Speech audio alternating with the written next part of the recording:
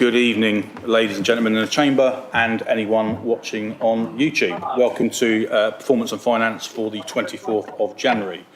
Eddie, any absence? No, everyone's here as far as I can see, and there's no apologies. Thank you. Are we happy to accept the minutes from the previous meeting? Okay, let me sign it.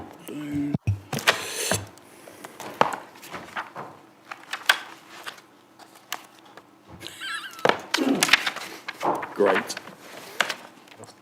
I've just lost the tab. It's the end one, isn't it? Yeah. Is it that one? There. If it's wrong, I'll correct it. Okay. Thank you. Anyone got any declarations of interest on any items on the agenda tonight? Councillor Noble. Apologies. Just a general one. As a user of the local council car parks and the leisure facilities, non-pecuniary one, which I guess applies to everyone. And I would agree that applies to everybody. I would assume that applies to everybody in the room, and we will take that on board. Thank you. Anyone else got a declaration of interest? Councillor Whitcroft. Councillor David Whitcroft. Thank you. Yeah, that's the nature of the problem, actually, Chair.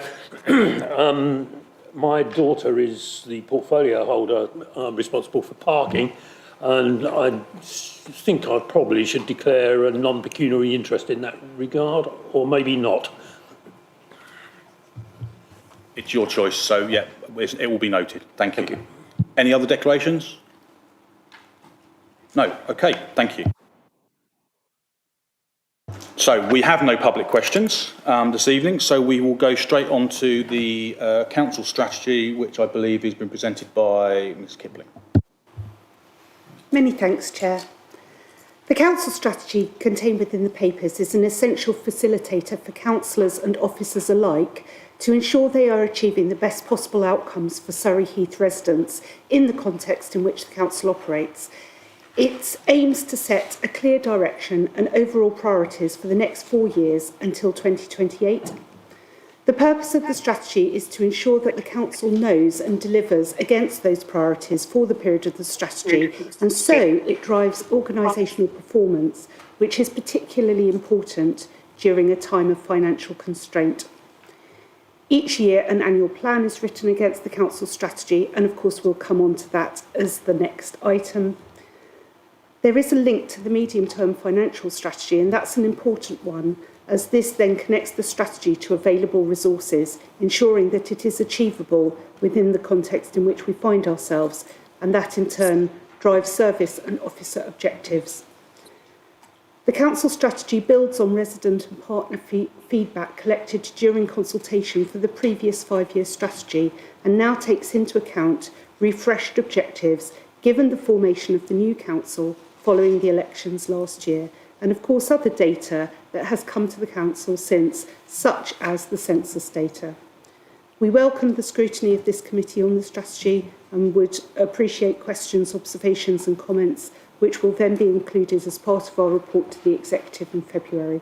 Chair, thank you so much. Thank you.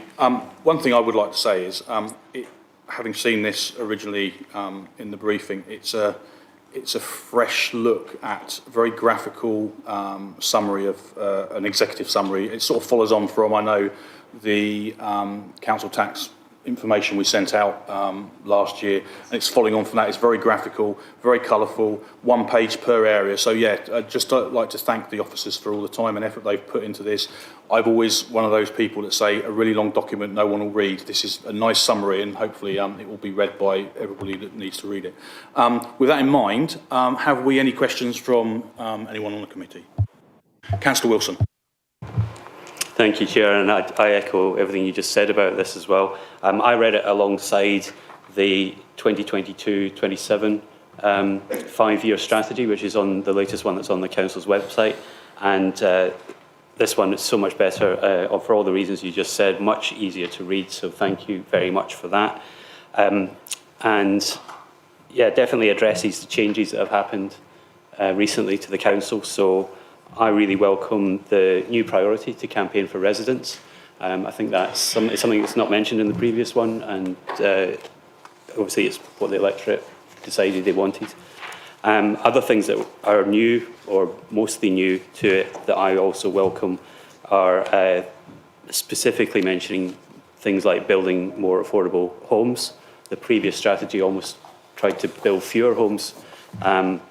The new focus on securing the council's finances and new focus on governance and transparency as well. So I welcome that, hopefully stay to get to the final version. Oh, and a question. The website, obviously, the latest one is the 2022-27 strategy that's on there. So hopefully when this one's approved, it could be added to that website so people can compare the difference between the administrations. I think that would be really helpful. Thank you. Thank you, Councillor Wilson. Anyone else got any comments or questions? Councillor Quinn. Yeah, I really welcome most of the contents of the draft council strategy. I'm just looking at the create more homes section, and I know we talk about building more affordable quality housing, but I think an ideal plan would also reference social and council housing as additional types of housing that we have a shortage of in the borough that we need as well. And I know particularly my party, if it forms the next government, is especially keen on new, affordable, social and council housing and prioritising all those three different categories. And that's what I would ideally would like to see in this plan. Thank you. Have you got any questions? I tend to, obviously, my ward is very much like your ward as well with social housing, and it is one of those things I've also hit on about. Is there any way we could put something like that, about a comment about social housing as well? I'll certainly take that feedback away and look to see what we can do. Thank you. Councillor Noble. Thank you, Chair. I've got three observations, but firstly echo everyone else's sentiments about the look and feel of this document. It's very easy to read. I was concerned on page 18 by the life expectancy gap between two areas of Camberley of 11 years for women, that does concern me greatly. On page 18, we talk about, page 18 of the document, it's actually page 20 of the new document, we talk about the drive to net zero. I wonder if that should be drive towards net zero, because the drive to net zero in this 4-year document, I think, is too ambitious.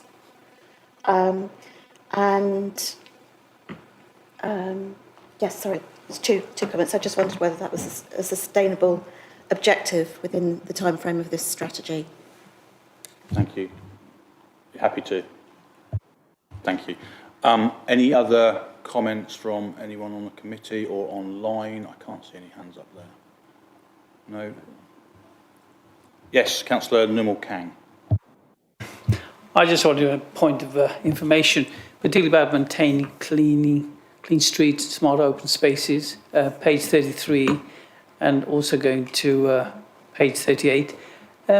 How much does it cost to, are we reviewing deep clean of town centre? How much? Is gum removal a big issue in Camberley town centre? Can I just check? We are still on the council strategy, not the draft plan yet. And I think Okay. 38 All right. on the draft. I will Is that come okay? back Do you want to hold that question for the next item? Thank you. No problem, thank you. Any other questions on this item? Yes, Councillor Lee. Thank you, Chair. Hopefully I come up as Councillor Lee as opposed to Councillor Rowlands. A great piece of work, and it's really good to see the manifesto that councillors stood on being put into policy and being held to account. It's a real positive piece of work. So I'd like to say thank you very much to the hard-working officers and councillor team that brought that together. Thank you. Thank you. Any other questions? No. I believe this is just for us to take on board, and any recommendations any feedback will go back to the executive before it goes to full council, because it goes to full council. So thank you for presenting that. And I believe you're presenting the next item as well, the draft annual plan. Is that correct? Yes, indeed. Thank you. Yes, indeed. Thank you, Chair. Of course, the annual plan is really closely connected to the council strategy. It's the delivery vehicle for the strategy over the period April 2024 to March 2025. It's ambitious, but aims to be pragmatic and achievable within the resources available. So doability is a really key question for us when we are designing the plan, and it is a draft plan at the moment. It has the specific aim of driving up performance within the council. It's a really essential document for officers because it sets our direction and focus, and it's used to set objectives during the appraisal period throughout all levels of the council, which in turn, of course, hopefully leads to positive outcomes for residents when those objectives are delivered. The report's divided into sections reflecting the 5 priorities of the council strategy. Each section has a number of activities and projects suggested together with proposed targets for your consideration and again feedback. A report showing performance against the plan is returned to this committee at the mid-year and then at the end point to see how we are doing and how we did over the year. This report contains the latest draft of the plan for your consideration, and again we'd welcome your comments and questions. Again, it will be passed through this process for consideration by the Executive, who will take into account any of your feedback. Thank you, Chair, and will welcome questions. Thank you. Again, I know, having spoken to Sarah on this during the briefing, Chair's briefing, this document has been reduced in size without taking out any of the quality stuff, which again is one of my bugbears about seeing really long documents. So thank you for that. And I would like to, because I forgot last time in the review of it, to thank your team, obviously Sarah, everyone, all the officers that put into this, because it could be an unwieldy document. And a lot of time and effort goes into it. So thank you very much for that. I got one comment before we go on to questions from the floor. One of the issues I had with it was a lot of the milestone/target dates are March 25, and there's a lot of them. And I think it's a question I brought up before a similar P&F meeting. If everything's at towards the end and it's top heavy, and I appreciate that that's obviously just before the end of the next year. So is there any way we could maybe make sure we're not having, and I can't remember the quantity, I think it was like something like 26, 27, making them all so they're not at the end of it and we spread them out? Yes, absolutely. Thank you, Chair, for that feedback, and we will review all the delivery dates to sort of stagger them across the year. Thank you. I will go straight to Councillor Nimmo Kang, as he had a question for on this one from the last one. I'll start again. Thank you for correcting me.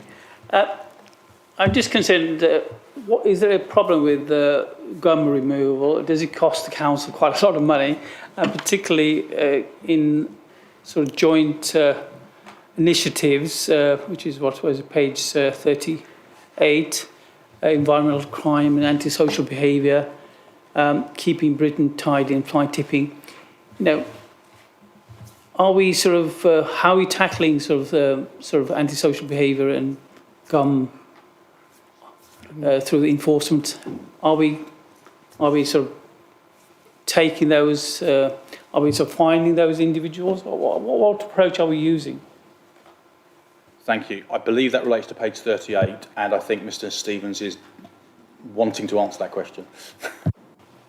Eagerly awaiting to answer that question. Thank you, Chair. Thank you, Councillor Kang. So there's two elements to that, isn't there? There's the gum removal on page 33 that you questioned.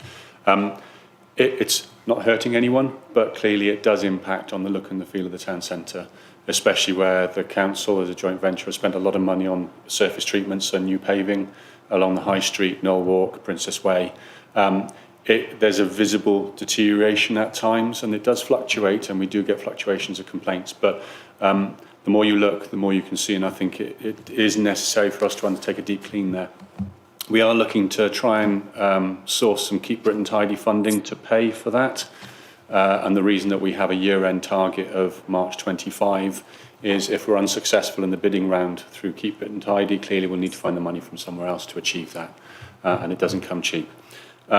In terms of the question in relation to the joint initiatives, we are trying as much as we possibly can to work in partnership with enforcement colleagues and Accent and other housing providers to resolve a multitude of issues around fly tipping and its social behaviour through various different enforcement techniques, including redeployable cameras for CCTV, which Julia Greenfield, our corporate enforcement manager, is responsible for, and also other fly tipping initiatives with the police, accident housing and other colleagues.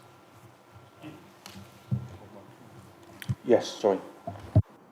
Thank you, Chair, and thank you, Councillor Kang, and thank you, Mr Stevens, for your response. Just to add, because I think in your question there was a reference to costs.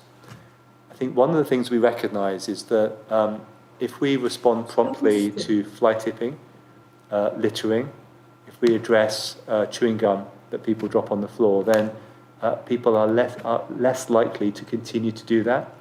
And so while there may be a cost in the short term, we know that if we neglect those issues, we're likely to face a much greater cost in the longer term. And so it's by far the most efficient way to deal with those sorts of issues. Thank you. I'd also just one second.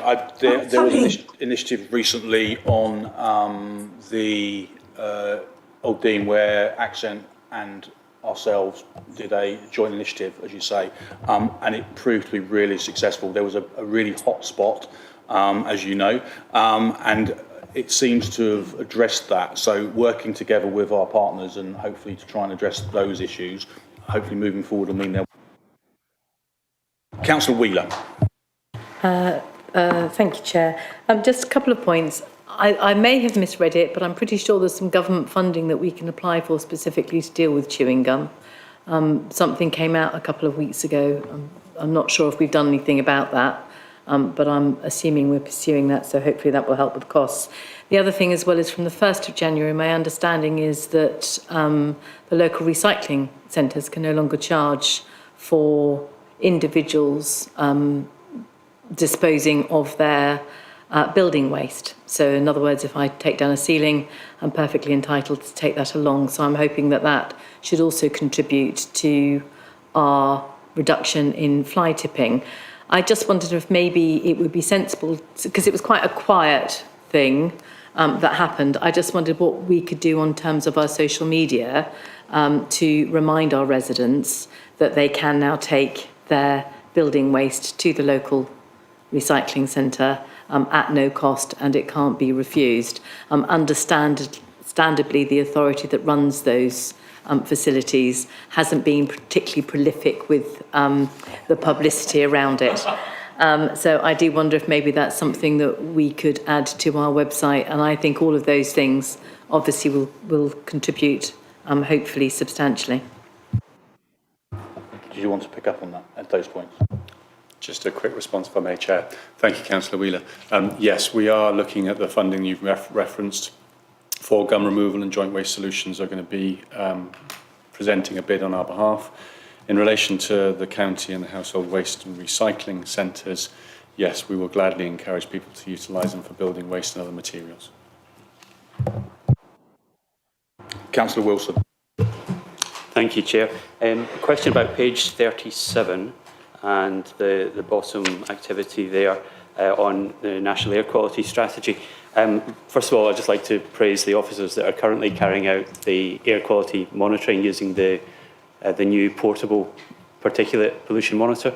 My residents are really interested in this, and they know how dangerous and significant the health effects can be from particulate air pollution. So it's good to see that we're trying to improve the air quality as well as just monitoring it by educating residents and raising awareness. My question is, was any consideration given to setting an air quality target, either particles or nitrogen dioxide or anything like that, given that we can influence it a little bit, with the local plan, with these sort of education and raising awareness? Is it practical to set a target? Was any consideration given to that? Thank you. Mr Stevens. Thank you, Chair. Thank you, Councillor Wilson. The air quality standards were previously set by the EU and then translated into UK legislation.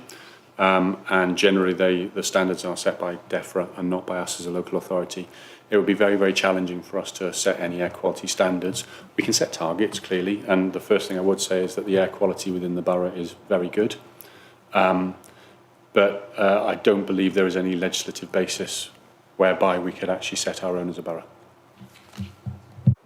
And I think we've got air quality coming to PNF in March, I think, is on the work programme. So it's something else you can bring up then. Thank you. Councillor Quinn.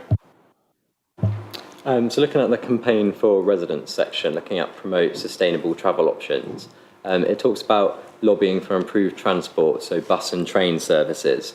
And I assume by bus services, it's referring to bus routes and frequency of buses.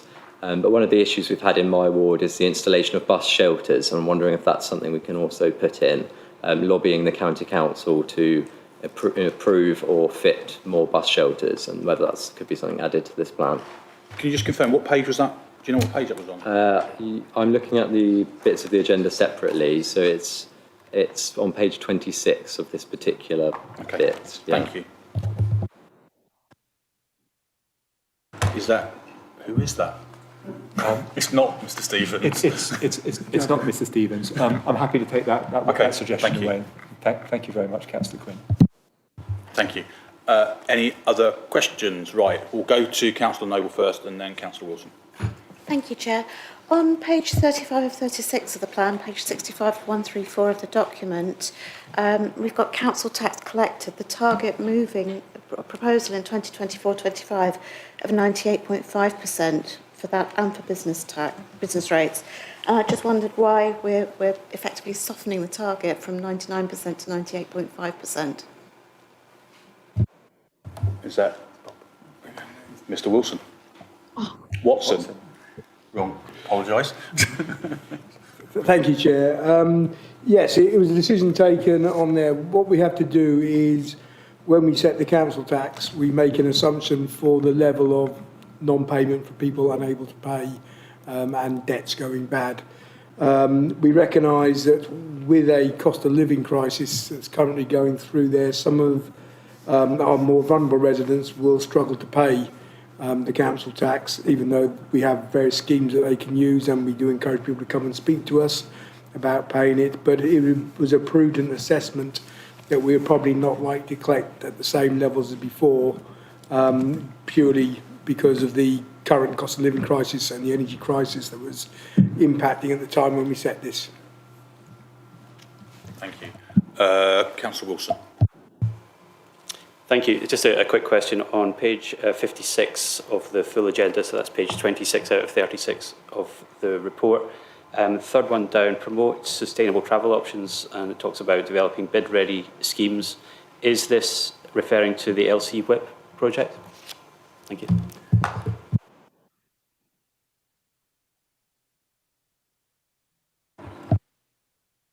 Page 56 of the full document. Yeah.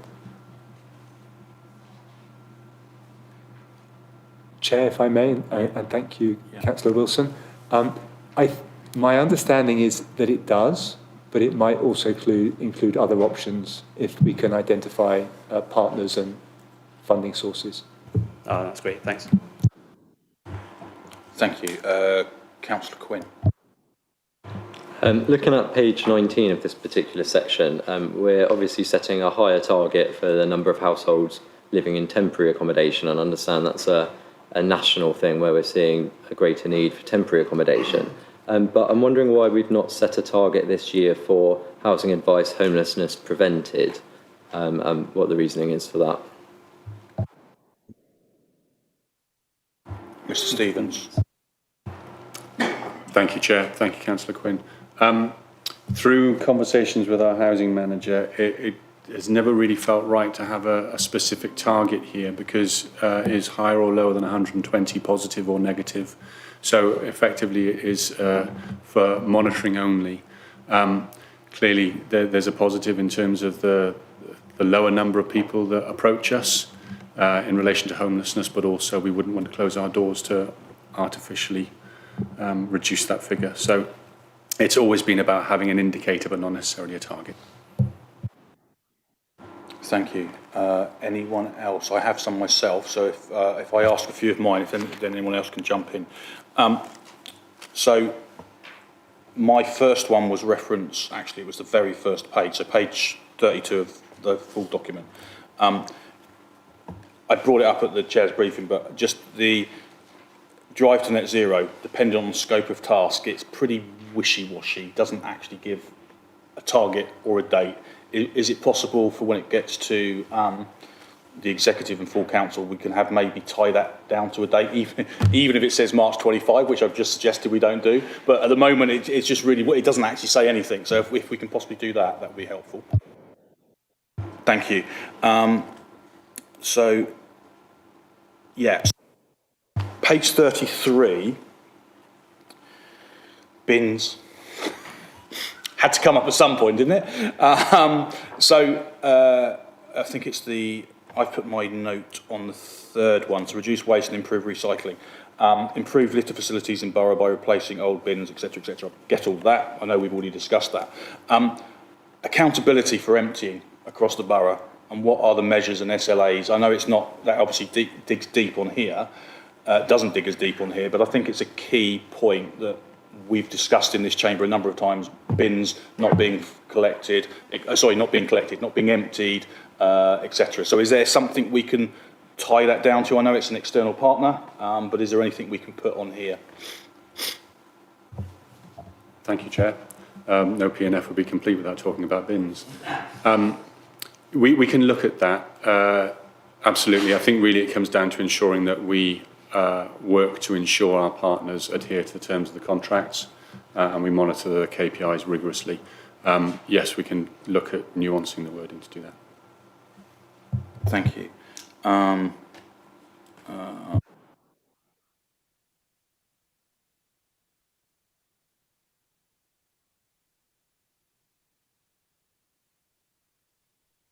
Note, and I can't even read what I've put. Oh, okay, yes. So it's page 42 of the whole document, and it's the first line, champion greater equity and inclusion. Brilliant, get all of that. The window is really big between April and July. I would suggest we need to be nearer April than July so we can get a good 12 months of that, rather than it being into the second quarter of the year, if that's something we can maybe look at. Just a comment on that point.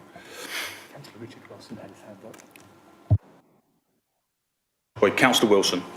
Thanks, Chair. It's on that same page, actually. I was going to ask a question at the bottom activity there, under support those in greatest need to facilitate community networking events, and my ward is mentioned there, as is yours. I was just wondering what sort of form would these events take? Yes, thank you, Councillor Wilson. I can answer that. So we've already run a very successful community networking event. I think that was a barbecue, if I'm right. I'm looking at Councillor Quinn here, but it went very well. And I think those events would be very much ward specific. So we could do different things in different wards that was appropriate and suitable. But the idea of them is to bring the community together, network, and deliver sort of support, the knowledge that the council is there to support the community. So that's what we tried to achieve in the first event. And I think that pilot event went pretty well. The feedback was excellent. So we would try to duplicate that across different wards. That sounds really great. I look forward to seeing that. Thanks. Councillor Rakes. Page 48 of the pack, page 18 of the presentation. The food premises inspection. It dropped down from 100% to 98%. Was there a reason why we don't want to, or we don't think we should try and inspect those in the highest risk categories within that time? Mr. Stevens. Gosh, thank you, Chair. Thank you, Councillor Rakes. I wasn't expecting a question on food hygiene. So the target with these is to inspect the premises within 30 days, typically a calendar month of their due date. And their due date is determined by the risk factor score from the previous inspection. It's not to say that we don't inspect 100% of those that are due. It just means that because of resourcing, sometimes we can't achieve that within that 30-day window. And also with some premises where their opening is infrequently or it's outside of normal office hours, clearly getting there to inspect is more challenging. And also I would add that sometimes with the changeover of business on a regular basis, inspecting the new business operator can also be a challenge. So it's not as though we're not inspecting the 2%. We are inspecting them all, but we need to have a little bit of flexibility around the target. Thank you. I'm going to go back to my two questions while anybody else thinks of something. Page 47. I did ask this question at the Chair's briefing. I can't actually remember what you told me, so hopefully you've got the answer. It's Canby Theatre. Average attendance per show. There's no target for 23-24, yet we've got one for 24-25. Thank you, Chair. I don't believe it was me that answered this question. I think it might have been Bainbridge. I can't remember, though, to be fair. Or did we answer it? I can't remember. So hence the reason I'm asking it again. I'm going to look to my right to my learned colleague, Sue McCubbin, for the answer for this one. Thank you, Mr. Stevens. I'm going to have to take that away and come back to you, if I'm completely honest. The target is set for this year as well. And it is the same target, so I'm not quite sure why it's not there. It could be that it needs to be added, but I can confirm that. That does remind me of a point we did discuss during the briefing. Sorry. Oh, Miss Bainbridge. Sorry, if I can help with that one. Obviously, it is a target I think that the theatre have been monitoring regularly. This is the first time it's been part of the annual plan, which is why it didn't have a target last year. So it's a new indicator for the annual plan, although obviously as Sue said, it's been something that's been monitored internally before. Thank you. I knew we'd asked. Okay, thank you. It does remind me of a question. So there are a number of these that have targets for 23-24, but it doesn't say what the actual figure was for 23-24. So it doesn't show whether we hit the target, we were above the target or below the target. Now, obviously, I don't want to make this document any more unwieldy, but it would be helpful, even if it's in the comments, to say if there is a target figure, whether we hit it, we were above it or below it, and Mr. Roberts. Chair, thank you, and that's a really good question. The challenge is that we won't know what those outturns are for a little while yet, yes, of course, because they're not at the end of the financial year. But we will be reporting that in the regular performance monitoring report, so that will be coming to this committee for consideration. Thank you. Thank you, and a very good point. And the last one I had was reference number of meals at home. Sorry, page 20, oh, crikey, page 48, I think that is. It's actually page 18 of the actual document and page 48 of the full document. It was just referenced the proposed target for meals at home. I think it's obviously down on the previous year, and I know that the figures last year, from what I remember, were actually hot. If it was the one, and I said this at the time, I can't remember, it was higher. So are we expecting there to be less meals at home? Is that because of the current climate, people can't afford it? Just a sort of a general on that, please. And I think that's Mr. Stevens again, isn't it? Thank you, Chair. There's a number of different factors, but I would say that the cost of living is a predominant one here, where it is down to affordability. Clearly, we're trying to keep the cost of these meals as low as we possibly can, and we're doing that through trying to seek alternative funding through our health colleagues. But inevitably, there is always going to be an impact. We are promoting as much as we possibly can the meals at home service, but ultimately there's only a finite audience or clientele for this particular approach. I do hope that we will achieve more than the 37,000, but we think that's currently a realistic target. Can I just, sorry, I just asked my second, so I suppose the concerning part about that is if people aren't buying the meals at home because they can't afford it, and this is a lot of the vulnerable people that we're giving these meals to, I'm assuming that doesn't mean they don't eat. They are still going to be having meals from elsewhere, and they are going to afford. I'm just concerned that if people can't afford the meals at home, are they not going to get the sustenance they need? And we obviously don't know all that, but is that something we would look at? It's certainly a conversation myself and Darren Williams, who facilitates the service on our behalf, have had around how we make sure there is a health check on those people that are falling off the list. So clearly what we need to do is understand why, and if that is down to affordability, we then do a safeguarding check to make sure that we are comfortable that they do have an alternative means of sustenance. Perfect, thank you. And did you want to say something else, Mr. Roberts? Thank you, Chair. I think our view is that the Meals at Home service offer It's a hot, nutritious meal. And it's also a service that's more than just a meal. It's that contact, and because it's the council, the ability to refer on to other services. We hope that by promoting it more strongly, and I've written to all members earlier on this afternoon, drawing attention to our campaign to promote meals at home, we will be able to enable more people to benefit from this really good service. Thank you, Chair. Thank you. Councillor Wheeler, and I think that will be the last one. Thank you, and I'm sorry this has come about as a result of your question, so other than that I wouldn't have raised it.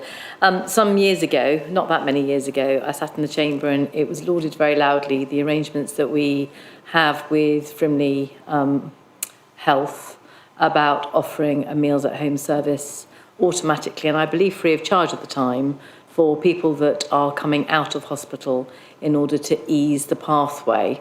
There are obviously huge cost advantages to the National Health Service by removing people from blocking beds, and for all of us with the ridiculously long waiting lists that we're all experiencing. Is that still in place? Is it being promoted? Have we had lots of questions? Sorry, your fault. Have we had recent engagement with the CNIO or equivalent at Frimley Health and or Ashford and St Peter's Hospital? Because as we know, our residents are serviced by more than one health ICB. And so, yeah, basically, what are we doing about promoting it? Is it still in place? And what else can we do to make it more effective? Can I just say that having worked at one of those hospitals, never heard anything about it, even though I was in wards and very embedded for more than 2 years. Thank you. There's no need to apologise. It's a very valid question. Thank you, Chair. Thank you, Councillor Wheeler. Yes, we are promoting this quite widely through Home Safe Plus, and that's not just within the Frimley system, that is more widely as well, because clearly it is a Runnymede as well as a Surrey Heath offering.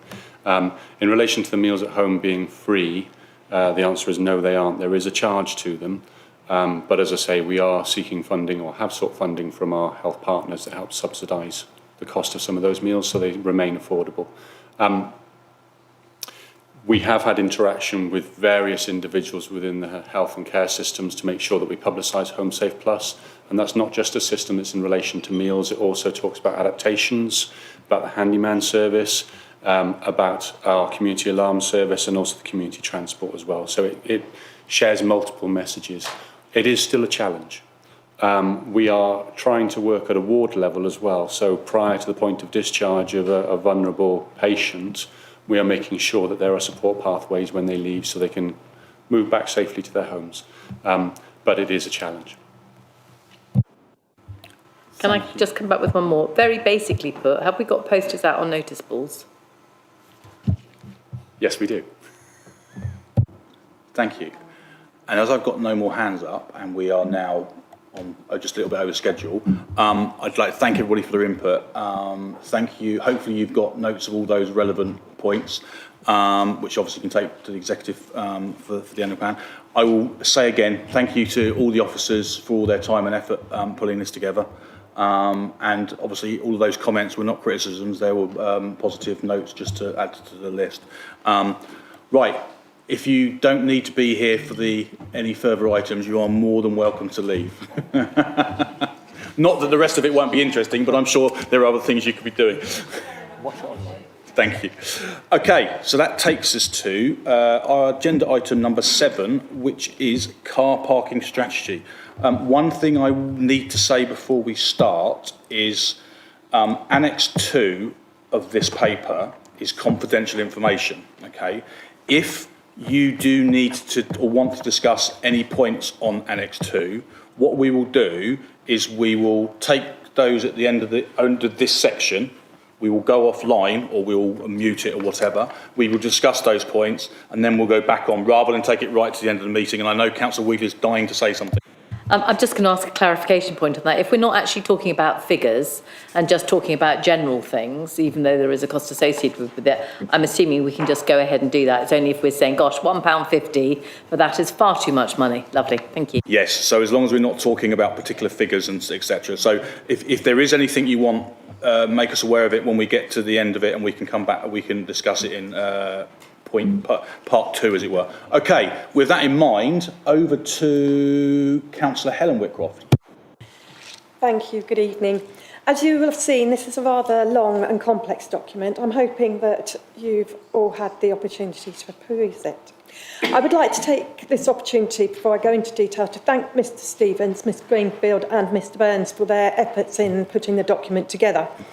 However, as I'm sure you'll appreciate, we were keen to get this to you this evening, and as such, there are still a few inaccuracies within the paper that will be addressed as your comments are considered prior to going to executive. We produced a public consultation in December in connection with the proposals within the report. Although the preliminary findings were initially released as part of this report, the final detailed analysis on it has not been completed and will accompany the executive report. This new administration had anticipated being able to begin essential works on the car parks back in autumn 23, but it soon became very clear that the extent of the problems were much larger than we had anticipated, and as such, a full and comprehensive strategy was needed before any commitment was made. This is what you have before you. Within the report, we consider much more than simply the infrastructure of the tarmac and the painted lines. Residents in this borough should be able to feel confident about high levels of customer service, whilst knowing we have considered other issues such as the environment, user safety and well-being. This strategy sets out plans for Surrey Heath to have safer car parks kept in better condition with the essential structural and safety improvements undertaken, easier contactless payments, cleaner, so less smelly environments, security, the need of improved or where needed replace CCTV, and better signage and markings. There has been very little maintenance undertaken in our car parks since 2014-15. You'll see on page 25 of the parking strategy that every one of our car parks needs significant works. We've already undertaken lots of essential works to ensure that our car parks remain safe, but there is still more to do. Every one of the rural car parks needs improvements, including safety measures and addition of signage. The charges were increased in 22 by the previous administration, something that I at the time fought very hard against because I did not feel that the paper justified the need for the cost increase. The additional income from these increases was £290,000. In fact, only £146,000 was spent in the year 23-24. 22-23?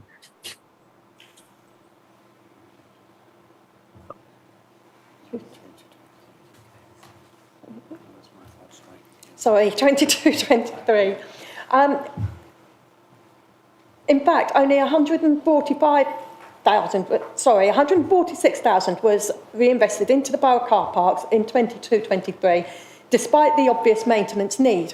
As a result, given the current financial position the council finds itself in, something else we have inherited, we have little choice but to increase parking charges in order to fund these essential works. It has been suggested to me that the money for this should be taken from the council's reserves. I have asked Mr Watson, with the permission of the chair, if he might touch on this briefly. Is it something you want to do now, Mr Watson? With your leave, Chair, certainly. Thank you, Councillor Whitcroft.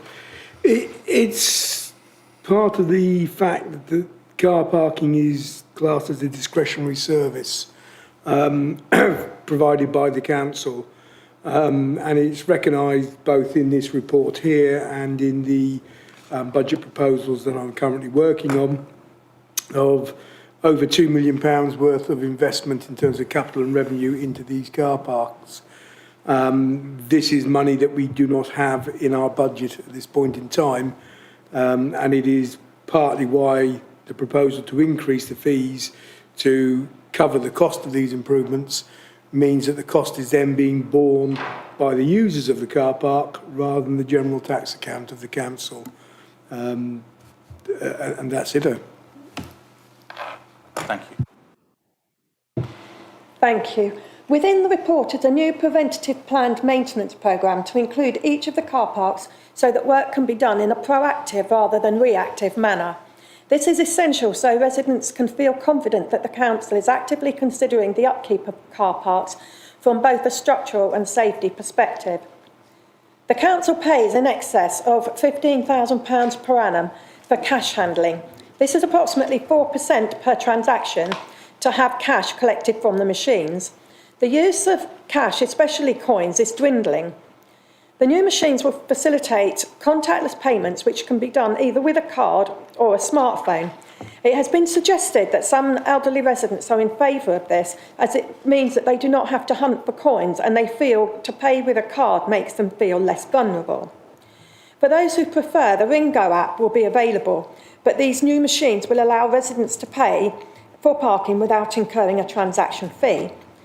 To replace the machines that do not permit cashless payments and install one in Wilton Road, we will need an additional 11 machines, which will be phased in over the next financial year. The pay-on-foot car parks located outside the town centre will continue to have a 30-minute free period. In the majority of cases, this gives enough time to undertake essential tasks, such as pop to the chemist or shops without having to pay. Whilst preparing the strategy, one of our priorities has been to ensure that all the car parks outside of the town centre are charged the same tariffs. As with the rest of the charges, we regret the need for this, but have been reminded that there are many non-motorists who do not understand why they would be expected to pay for a service they're simply not using. Quite simply, it is not right that all our residents are required to pay towards car parks that they may not use. We have reviewed all of the car parks which are set out in the strategy and considered whether there is a need or a benefit from those charging for those that are currently free. As the report states, only Wilton Road is currently being proposed for the inclusion as a chargeable car park. I have asked officers to ensure an ongoing review that will continue to consider the benefit of charging in other locations. Annex 4 gives comparisons with other authorities' parking charges. Whilst included, we do not feel that the comparison of Farnborough is appropriate, as Camberley has much more to offer, and the future plans for Queensmead means it won't be present in the medium term.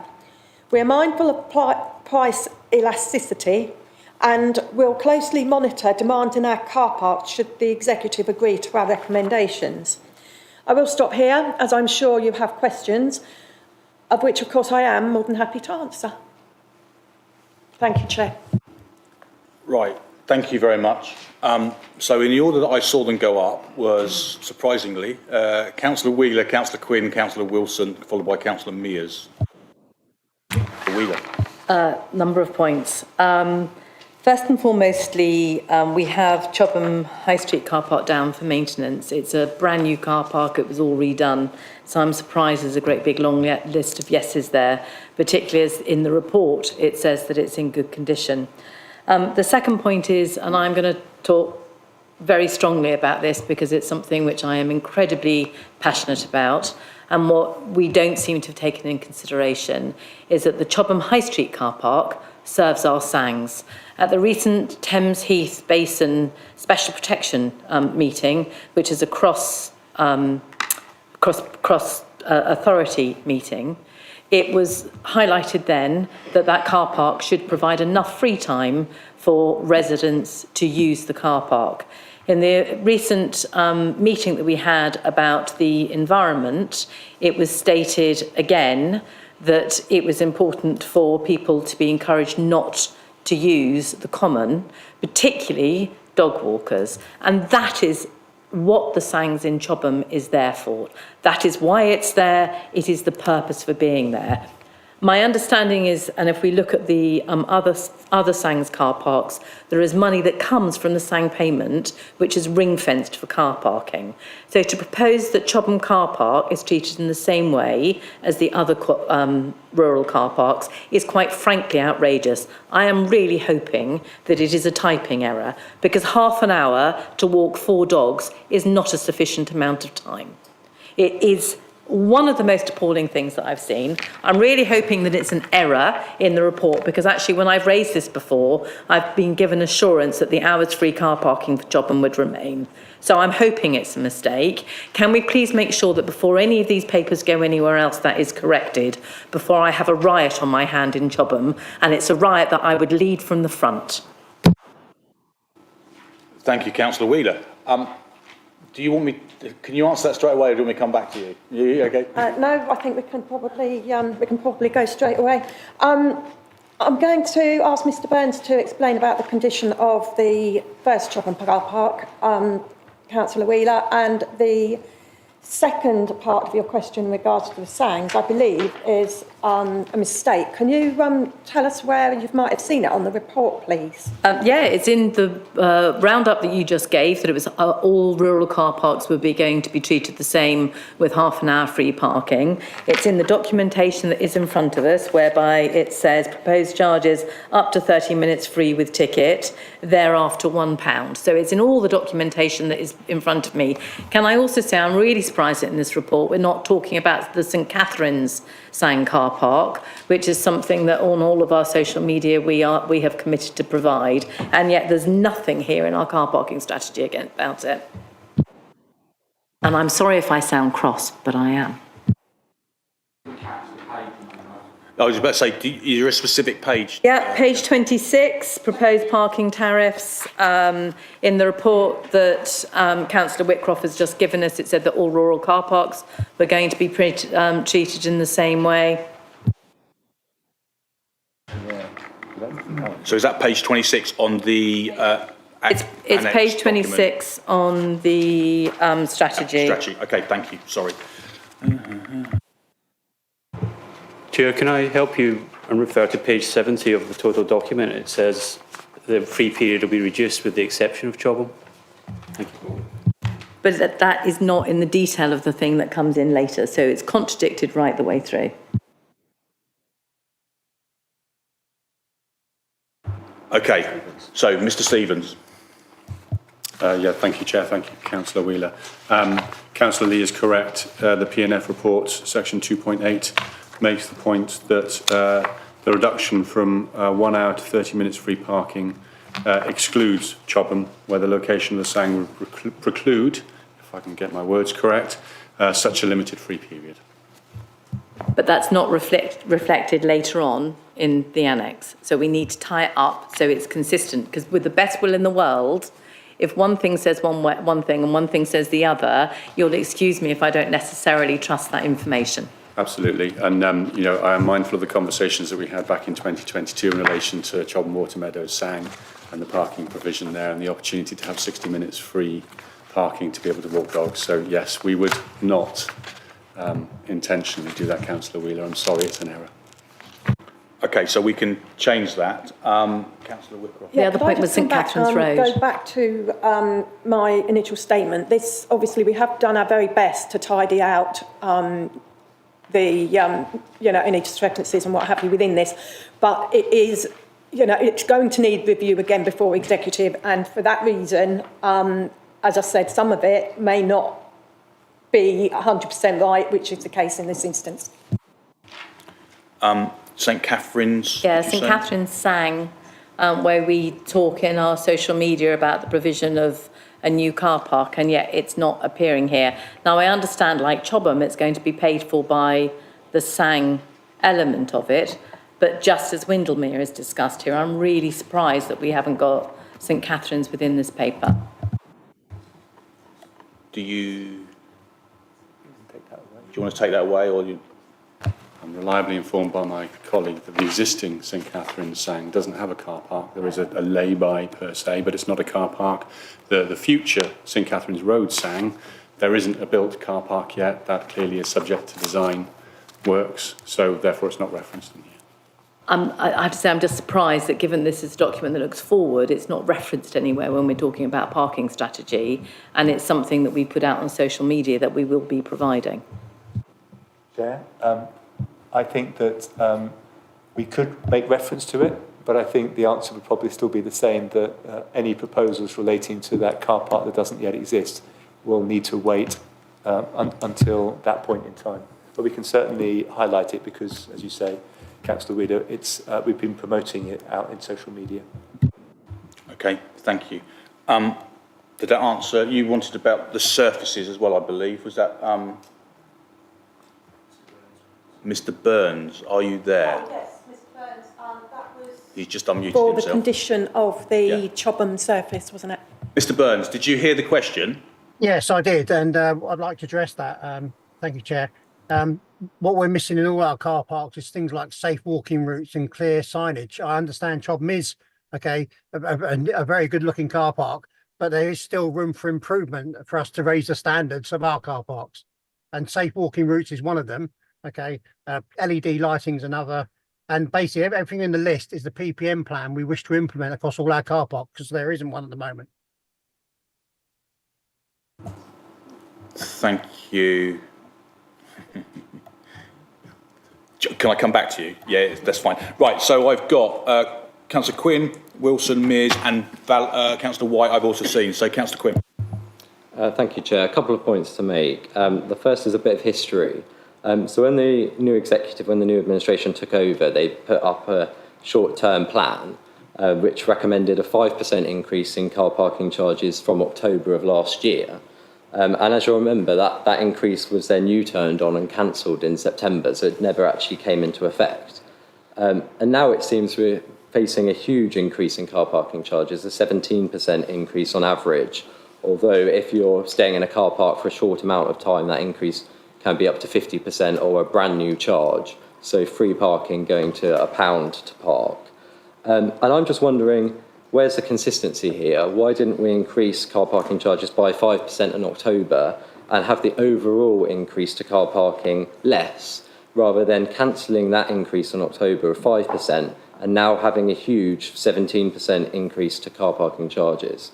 And my second point relates specifically to Yorktown car park. So the portfolio holder mentioned price elasticity. Yorktown car park is underused and underutilised. So I'm wondering if any analysis has been done about what the increase in charges will do to the use of that car park. And I'd also like to raise that some residents raised with me problems with the lighting in Yorktown car parks. I feel like that's a good point to raise that now. Thank you. Councillor Whitcroft. You recall I said a few minutes ago that the situation, the condition of the car parks on the whole was a lot worse, we realised was a lot worse after we had announced that decision. And it was decided that we felt that there was the need for the strategy to cover the whole borough, rather than simply going ahead with that increase and then getting to this point prior to the budget, where we've already had that increase. We didn't know what we were increasing for. As I say, we didn't expect it to be anything like the situation it is, which is why we decided that the strategy was needed before to work our way forward. Thank you. And in terms of Yorktown, I am turning to Mr. Burns, Mr. Stevens. Who's going to take the hot potato? Thank you, Chair. Thank you, Councillor Quinn. I'll take the first element, then I might need to refer, because I think the second part of the question about Yorktown was in relation to the lighting. I haven't personally done the assessment here. That was Mr. Burns and colleagues that did that, so I'll refer to him for that. We are mindful of price elasticity. Speaking to our economic development colleagues, they do think that any change in demand would be short-term, but clearly we'll closely monitor that. If it is an underutilised car park, clearly we will consider whether or not there's a suitable alternative use for some or part of it, and that's where our economic development colleagues would come in. I've just had a message come up from Alan Burns in relation to the lighting. We're not aware of any issues in that car park, so we'll investigate tomorrow. If you have any further insight, please let us know. Thank you. So, Councillor Wilson next. Thank you, Chair. And thank you. I'd like to add my thanks for the report as well. I know it's got some rough edges, but it's been a lot of work for a lot of people, and I appreciate it. Last May, we were elected to secure the council's finances. That was one of the manifesto pledges that we were elected on. So my question is, if we just decided not to do that and decided not to secure the council's finances, what effect would that have on the car parks. So if and I desperately hope it doesn't happen, if the council had to issue a Section 114 notice because it was effectively become bankrupt, and car parking, as we've heard, is a discretionary service, what would be the options to deal with car parks? I was going to say our options, but it might be a government-appointed administrator's options. What would the options be to deal with the car parks, both the fee-paying ones and the free ones? Thank you. Yeah, could I refer that one to Mr Watson, please? Mr Watson. Thank you very much, Chair. Councillor Wilson. It is obviously something, a discretionary service. And I can't speak for any government-appointed administrators or coming in to run the council if we were in a 114 notice, and I use the term if. It is potentially they would take the normal accountancy view of whether the assets are generating income. Are they able to generate more income? So you could be in a position where they would impose increases in fees to take away the impact on the tax account of the car parks. They could also say, depending on the state of the council's finances and what the rationale was for the 114 notice, they are an asset that could be sold and therefore achieve a capital receipt. It's difficult to predict. There's lots of what ifs and scenarios in there. And they will also consider the fact that we are still a local authority. We are still here with a main primary reason to provide services to residents and businesses. And they may say that actually, although it's a discretionary service, there is certain social benefits of having car parks run by the council. So, sorry, it's not a real answer. I don't know what the answer would be. It's too many what ifs, but they have a series of options they could follow. No, thank you. That was the answer I was looking for, what the options would be, not a prediction of what will happen. Thank you. Thank you. So I've got Councillor Mears, White, Wheeler, and I've got my name on the list now because otherwise I won't actually. Oh, and then Councillor Noble. Okay, Councillor Mears first. Thank you, Chair. Pages 79 and 84 specifically mentions an increase in economic growth and prosperity if quality were to be improved. But looking at the preliminary findings of the consultation, at least 80% of people wouldn't pay for increased parking fees if it meant an improvement in quality. So I wonder how this conclusion was reached. I'm happy to take that one, Chair. Councillor Stevens. Oh, Councillor. Mr Stevens. Thank you, Councillor Mears. Yeah, promotion, I would imagine. Yes, you're right. We asked the question in the consultation that we knew would have a challenging answer for us, but I would combat that with some of the other responses we had. Ultimately, only 53% said that they were satisfied with the availability of parking spaces. Only 25% agreed or strongly agreed that the car parks were in good condition or well maintained. And there are other more telling elements that will come out of the qualitative analysis that we're undertaking of the responses, because there was free text available within the consultation. That will take some time, but we will provide, obviously in the lead up to executive, a more detailed analysis of the consultation. Thank you. Councillor White, please. Thank you, Chairman. You'd be pleased to hear that I'm not going to talk about charges. In Bagshot, we are blessed to have a large car park, unlike the other villages, and the residents of Bagshot really appreciate that. Unfortunately, if you take away the half hour, make it a half hour only parking, you will exacerbate the situation that we already have in the village, which is people parking on the side roads. If you go from 7 o'clock in the morning till around about 7 o'clock at night, residents have difficulty getting into their drives because people are parking on the side roads because they don't want to pay for parking. If we reduce that to half an hour, we're going to have an even worse situation in Bagshot, especially with all the new building that's going on. There's more cars, there's more traffic. And there isn't a space to be had sometimes in that car park anyway, which is good because people pay for the longer time, obviously. But the hour is essential, especially for the elderly, for hairdressing appointments, dental appointments. Yes, it only takes half an hour to pop to the chemist, but people do come into the village for an hour. We do have a busy village.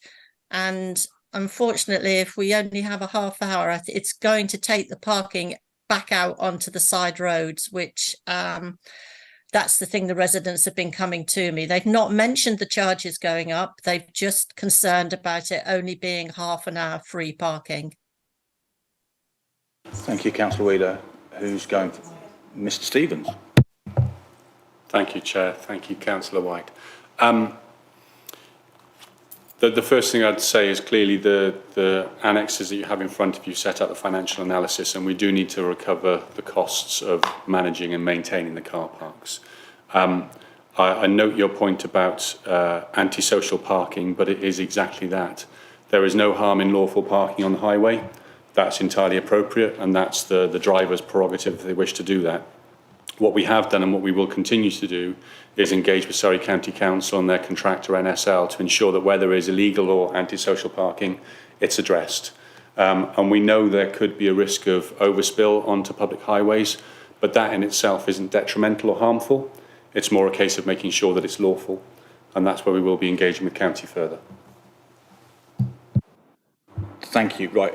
I'm actually going to throw my question in now because it's relevant to what you've just said. I've got, if you don't mind, Councillor Wheeler, I'll come back to you. I've got Councillor Noble after that, Councillor Wilson, then Councillor Lee, and then Councillor O'Mahony. But I'm going to throw my question in now as chair prerogative, and Councillor Mears after all of that, apparently, and then Councillor Kang. Okay, so mine relates to specifically Wilton Road, but also referring back to what you said about on-street parking. So Wilton Road obviously is where the recycling is, and we're talking about charging for that now. That area on a weekend is really busy, and if people start parking on the paths and the streets, etc., could make that even more of a busy area. I know when we discussed it at the chair's briefing, I believe there's already an issue there. But going on top of that, the on-street parking is looked at now by county, as we referred to in this chamber probably only a week ago, and I don't know how well they're actually doing. But if we're going to increase the potential of people parking on the streets, have we any control over getting county to come in and then actually make sure they start ticketing people that are parking on the streets illegally? And I know we don't get the income from that, so. But there is still a method in us actually getting them to come and make sure that these people aren't parking on the street. Because I get the impression from what we're discussing here, there could be an increase of that. And do they work weekends? Because obviously that's going to be an area where we start getting busy. Thank you. Who's going for that one? Thank you. Sorry, my brain's just gone completely clear. The conversations with Surrey County Council that Mr Stevens was just referring to, we are very mindful of that. And what part of those talks will be, because to make sure that they are managing the antisocial parking within their domain as well, because, as you say, obviously, we don't want to push, and as Councillor White said, pushing traffic onto the local streets is a problem. That is one of the fundamental points of the conversations being had with County. Thank you. Right, hang on one second. So we've got, I'm going to do Councillor Noble, then there was I'm going to go Councillor Lee, then Councillor O'Mahony, and then I've got Councillor Wilson and Mears and Councillor Wheeler, because you've already asked questions, so I'm trying to make sure everybody gets a fair crack. So that's Councillor Noble first. Thank you, Chair. You've also got Councillor Gordon on screen as well. Oh, and Councillor Gordon, sorry, Councillor Gordon. Sorry. And Councillor Kang, so I'm trying to do two things at once. Okay, sorry, Councillor my Noble. apologies. Within the report, we talk about a £410,000 injection of income, and I just wanted to confirm, how confident are we in that? That one I am referring again to Mr Stevens. Thank you, Chair. Thank you, Councillor Noble. We've crunched the numbers on this. This is clearly based on current usage figures with a degree of flexibility to make sure that we're not overestimating the income. There's always going to be a variability there.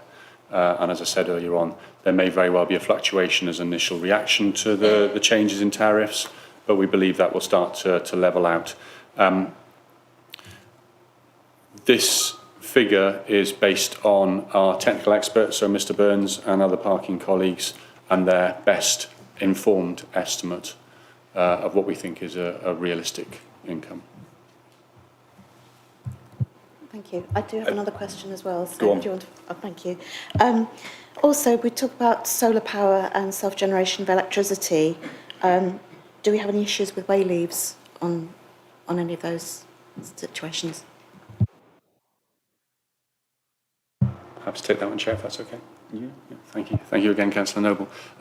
The solar power generation for the pay machines is solely to power those, so there wouldn't be any feedback into the grid, so we wouldn't need to contend with issues around way leaves.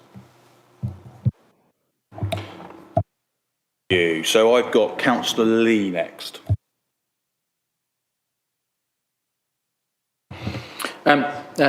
Thank you, Chair. I've got two questions. Do you want me to roll two of them or do one and then come back to the second? They're short. It depends on how they'd like to be answered. No, the question short, not the answer. I think the questions are reasonably short. Okay. Let's go for the first one first and see how we go. Okay. So I believe there's a car park at Prior Road in my ward. And I think we've touched on communication with Surrey County Council. The car park is predominantly heavily used at school time, pick up and drop off. And equally parking on that small stretch of road by the school is a complete nightmare. Obviously, if we're improving that car park to encourage mums and dads and people dropping off children to park there, there's a clear benefit to Surrey County Council. So I wondered if in that situation where there's clear investment, whether Surrey County Council would be supporting us in those investment costs, given that Surrey County Council will be benefiting from it. So that'd be my first question. Go for your second one. My second one, so looking at parking charges, they've not really risen for, 2 years? So the previous administration chose not to increase them immediately before the last election, and inflation over the last 2 years has been, about 19%? Well, according to a Google I did online, so don't quote me absolutely on that. Windlesham Parish Council, who I think one of your colleagues, Victoria's, not with us tonight, was at, has just voted to raise council tax by a whopping 44%. I wasn't going to mention it until earlier, but you suddenly reminded me when you went off on one. So this year alone for residents of Bagshot, Lightwater and Windlesham. Wouldn't it be very difficult for anyone in favour of that to object to these modest increases and obviously a decrease in Sundays in parking charges for essential maintenance? Thank you. Just out of curiosity, what is 44%? Is that 5p or 10p, or do you know what that 44% is? It's 44%. I believe they're talking about, I was at the meeting last night, they've got an underspend. They're looking to spend £56,000 as a salary on a communications officer. They're quite shocking figures. It was quite scary. Okay. So, as far as county goes, is that something you are happy to answer a question on, Mr. Stevens? I can try and answer that, Chair. Yes, absolutely. And thank you, Councillor Lee. Certainly we can ask the question, but I would imagine the answer would be probably no. Yes, I am happy to try. I presume even if the answer is no, we would still work to improve the car park, regardless of Surrey County Council gaining a benefit there to alleviate some parking problems, but perhaps we can look to them in the future for kind of being reciprocal. Understood. And there wasn't actually a question in point number 2, was there? Did I miss it if there was? Well, I was just asking, would it be difficult for anyone in favour of those, I think, record council tax increases in our borough to be not be in favour of modest increases for improvement of essential maintenance? Okay, thank you. Councillor O'Mahony. Thank you, Chair. Councillor Whitcroft, was I right in hearing that there'd been no maintenance as such, other than reactive maintenance, since 2014, 2015 in all the car parks across the borough? Yes, I think as I said in my introduction, yes, that was the case. There was also the income, the added income, once the charges went on in 2022, of which only 146,000 was put back into the car park system to do any maintenance, and that in itself was the cleaning, the operational maintenance bits there. So yes, you did hear me right. So a complete lack of investment in any of the car parks for a 10-year period has led them to be in the state they are at the moment. Now need a massive investment to bring up to scratch. I would agree with your statement. Councillor Nurmal-Kang.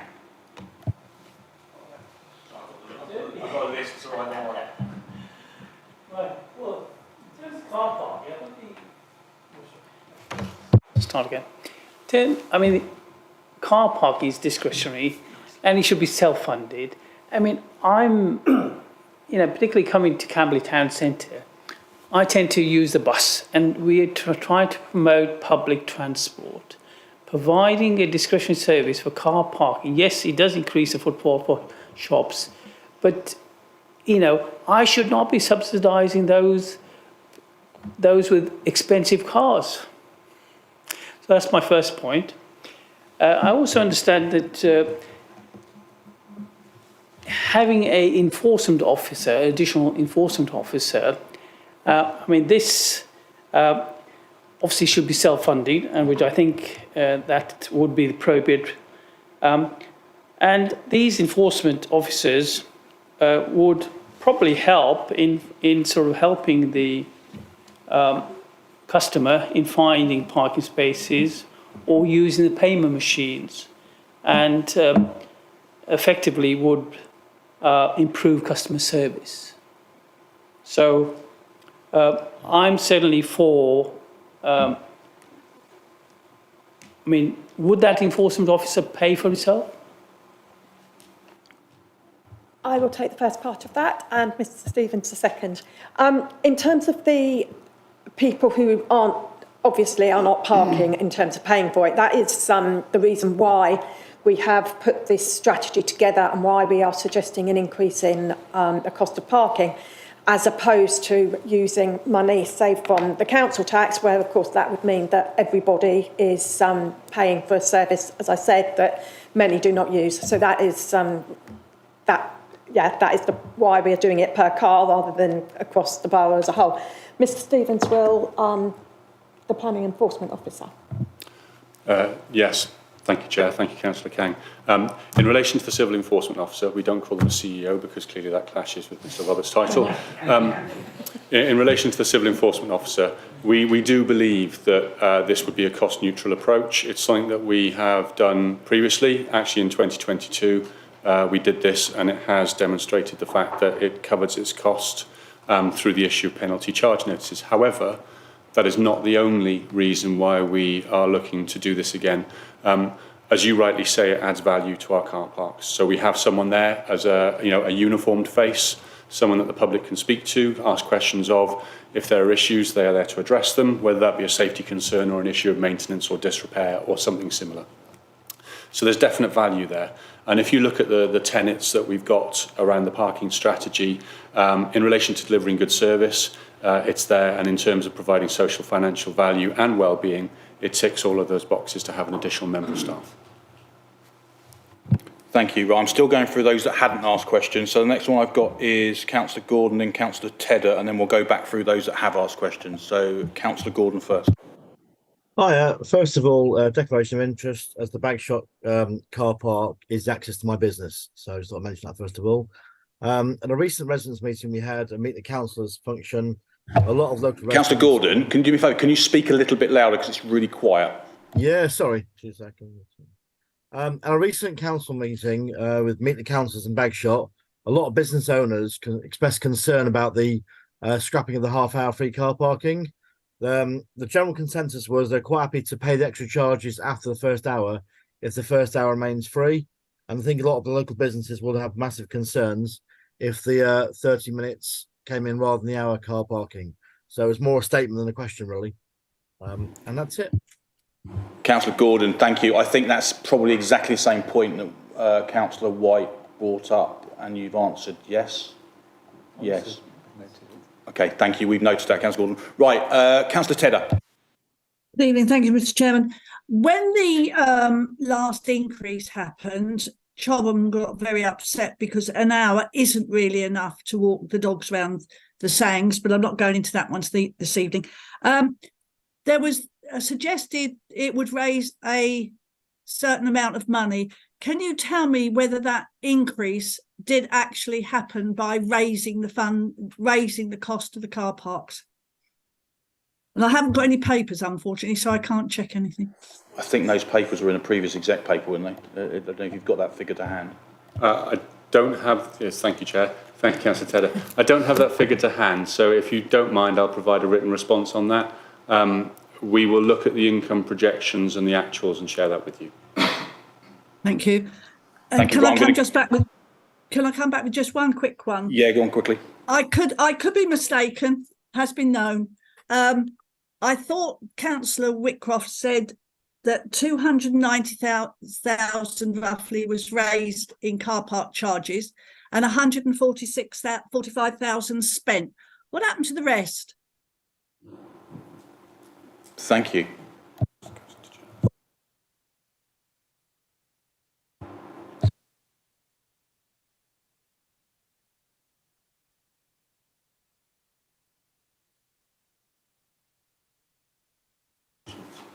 Mr. Watson. Thank you, Chair. Thank you, Councillor Tedder. In general, when we raised the fees and the fees were put up, it would have been to support the car park service as it was. So there obviously was the cost of the car parking service in existence, and please forgive me if I'm wrong, but I don't believe the car park fees have been raised since about 2014, if not longer, before that rise. So therefore, we would have had possibly 8, possibly even more years of underfunding of the car park service by the income received. So yes, there was additional investment going in of 146 in the car parks, but there had been historic underachievement of income to cover the costs. So in reality, what we're doing, or what was being done at the time, was to correct that imbalance in the previous 8 or so years. Thank you. Right, I'm going to go back through the list of those that have already asked a question. And Councillor Willie, you are first. I am conscious of time, so if you can make them quick, that would be really helpful. Thank you. Thank you, Councillor Garrett. I will be as quick as I possibly can be. Car park fees must have been raised, because otherwise I wouldn't have been kicking off about car parking fees in Chobham relatively recently. The other thing is, I just want to pick up as well as the comment that is made about proactive investment rather than reactive investment. One of the issues with proactive investment is that you have a plan to replace something that doesn't need replacing. So much as it's fine to levy criticism at the previous administration, and I never for a moment thought that I would be in a position of sounding as though I'm defending them, actually, it's not fair to say there hasn't been any investment. There may not have been planned investment, but there has been investment, and the surface within Chobham is testament to that. I have a wonderful new car park in Chobham Village Centre, and that was paid for, albeit reactively, from revenue that came about as a result of the car parking funding. Just wanted to touch on the one on Prior Heath, and actually that's this is a perfect example to illustrate my point. We're referring to that as a car park. I think I would be more accurate if I referred to it as a bit of a manorial waste, which was left over when the M3 went through the middle of Camberley. Because actually it's where the original road was, the sort of whole road layout change, and there was a bit of land that was left over. And I actually don't see or understand the reasoning behind investing in what is something which is very little bigger than a lay-by, that we were talking about earlier. So why we're investing in that when actually, just as potholes, much as we all hate them, slows down traffic, sometimes having an uneven surface directly adjacent to a school, which naturally slows down parents, and it has worked very effectively for a very long time. I'm a little bit surprised that we're investing in that one, and maybe people would like to come back to it. The other thing that I just wanted to challenge was the statement in the paper that Chobham is often full. The only time that Chobham is full, from my experience, is the time where we're going to change it to no longer charging, thus exasperating the problem, which is on a Saturday and a Sunday when we've got sports fixtures. We say in the paper that we are not charging on a Sunday to support the local economy. The local economy isn't open on a Sunday, so our shops don't open. Our pubs have small car parks that are associated with them anyway, and by not charging, we're actually going to have a lower turnover of cars on a Sunday.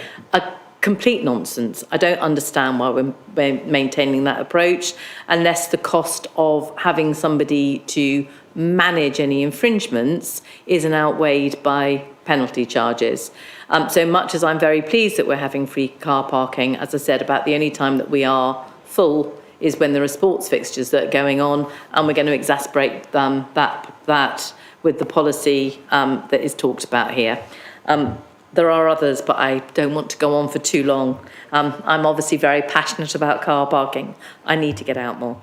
Nothing wrong with that. If we don't get back to you, if you want to send those to maybe me and the officers, we can have a look at those. Right, do you want to pick up on any of those points? Whoever wants to.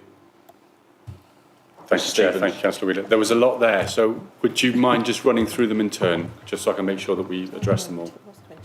So one really was a statement saying that sometimes reactive maintenance is as effective as proactive maintenance.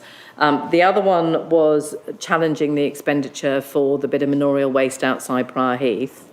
And then the other one was when it's been observed that the Chobham car park is full. I'm very surprised by that because, as I said, from my experience, it's on a Saturday and a Sunday when there are sports fixtures going on at the cricket club.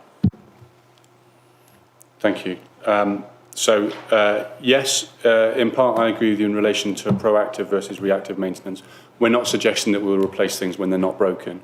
What we properly need to do, and Mr Watson would chastise me if we didn't, is we need to project forward when we need to maintain certain elements of our car park, whether it be relining, resurfacing, replacing the pay machines or anything else. So it's about making sure that we have a financial strategy or forecast as to when that expenditure is going to come forward. Doesn't necessarily mean we have to spend it, but we just need to make sure we're accounting for it properly. In relation to Prior Heath, is that Prior Road car park you're referring to? Okay, so the assessment that we've made is there in black and white. It is well frequented. It's a bring site as well, so we have recycling bins there for various things, and it is one that we feel, or certainly from the assessment, we feel is worthwhile of investment. In relation to Chobham car park, Mr Burns has basically said that on each time they've visited, it has been full. Now, this is not just Mr Burns doing the assessment, but this is also the CEOs going around and doing their routine checks, and for the most part, the commentary is that it is a very well frequented, if not full, car park. And that's a positive thing. It is a positive. I'm really worried about reducing any kind of charge on Sundays, though. Do we want to say anything about Sunday charges? Or do you want to just note it? Yeah, note it. Okay, cool, thank you. I've got Councillor Mears, Councillor Wilson, Councillor White, and I think Councillor Lee stuck his hand up. Was that a...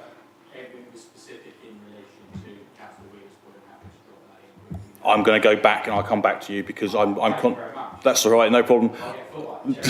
Right, so Councillor Mears, Councillor Wilson, Councillor White, Councillor Lee, and then I'm going to draw a line because otherwise we won't get this finished. So, Councillor Mears first.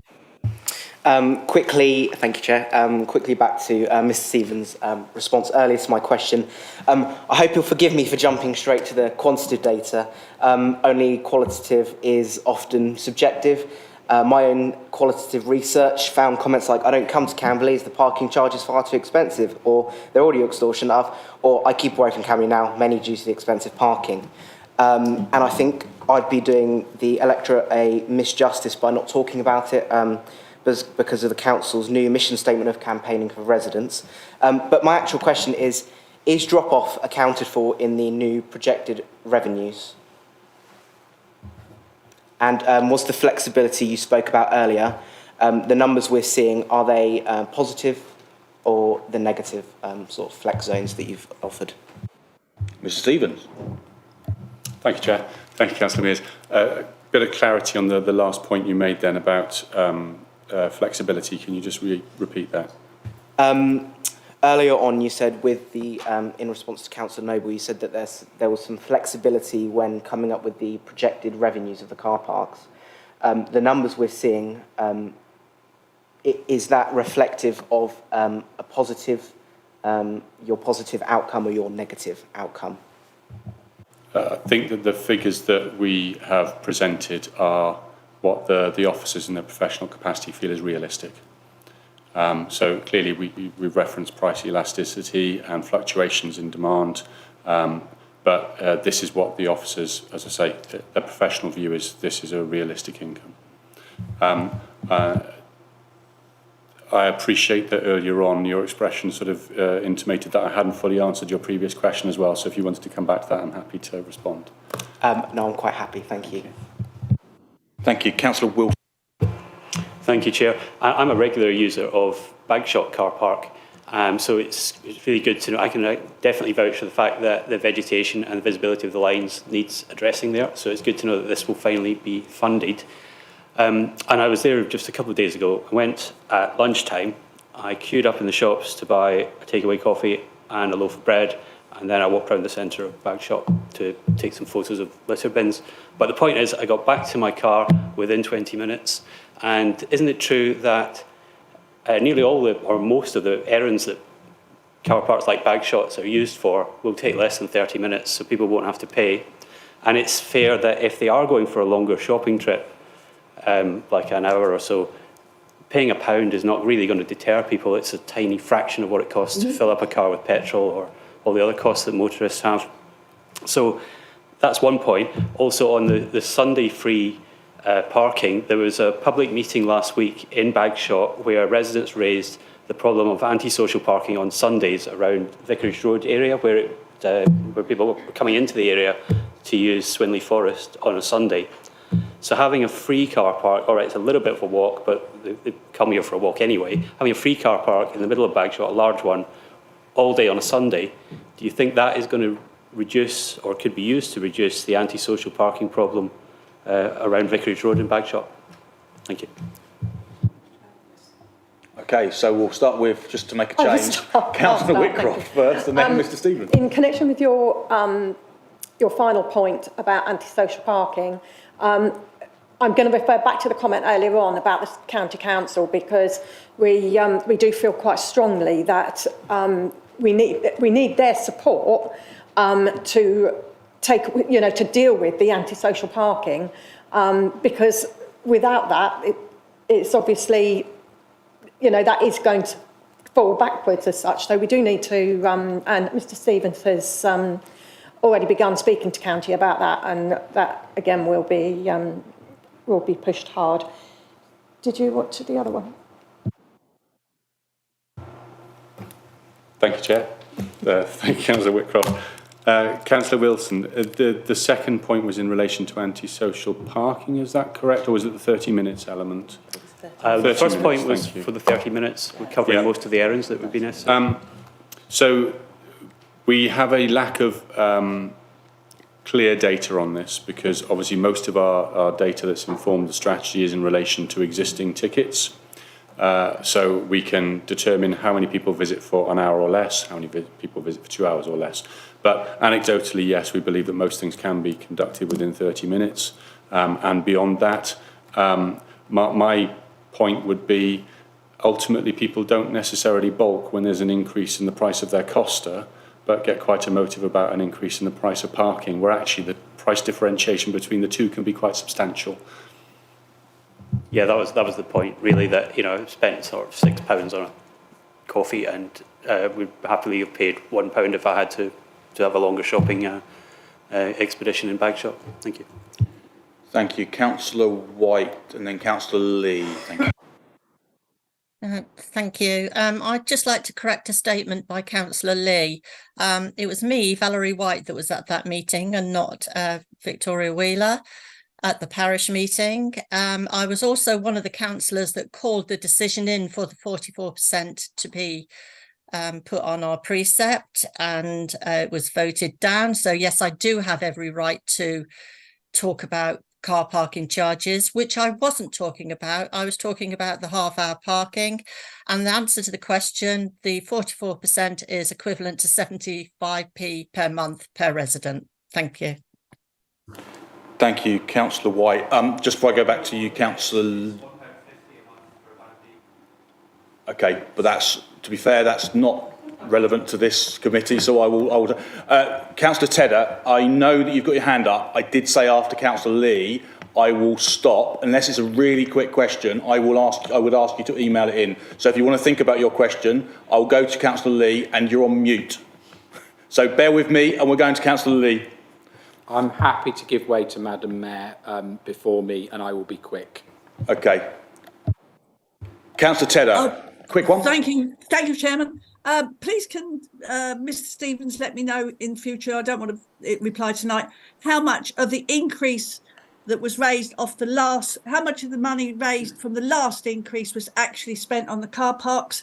And that's my question. And the other one is, please remember, in Chobham, people have to park and then walk to the school, wait for the children, and then bring the children back. And that's not easy in half an hour. Thank you very much. Thank you, Councillor Tedder. Councillor Lee. Yes, one just wished to revisit the Prior Road car park. Obviously, it suffered substantial underinvestment, so it's very difficult to determine how many parking bays are actually there at the moment, which is part of the problem. I think actually the scrap of land with the parking bays marked out would be bigger than the scrap of land in Chobham that I think Councillor Wheeler was talking about earlier. So I think we probably don't want to use derogatory or belittling terms to local residents' car parks if we can avoid it. Thank you. That wasn't a question, it was a statement, so that's brilliant. So I'm going to call it a day there. I would firstly like to thank everybody for their input. I would like to thank the officers and Councillor Whitcroft for pulling the paper together, partly down to me because I suggested it would be better to come to P&F first, because if not, it probably would have been called in, and we all know what that means. It means we've suddenly got to rush everything through. So thank you for pulling it together. I know the consultation only closed on the 16th and you were unable to bring all the information. So if I'm assuming that more information will come to the executive. Yes, that will be included on the executive paper. Thank you. Thank you. Anybody that's not involved in the next section can go, but unfortunately I think Mr Stevens, you're still here. So thank you team for that. And I know I'm running a little bit over, but I did allow for that because I knew it would go on. And thank you for your patience, Councillor Skipper. Over to you.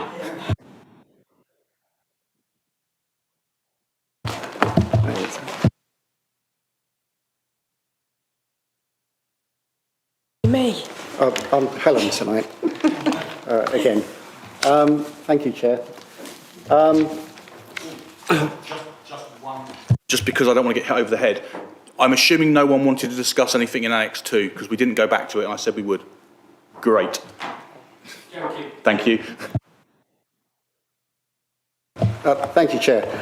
Hopefully on a lighter note. The report, there we are.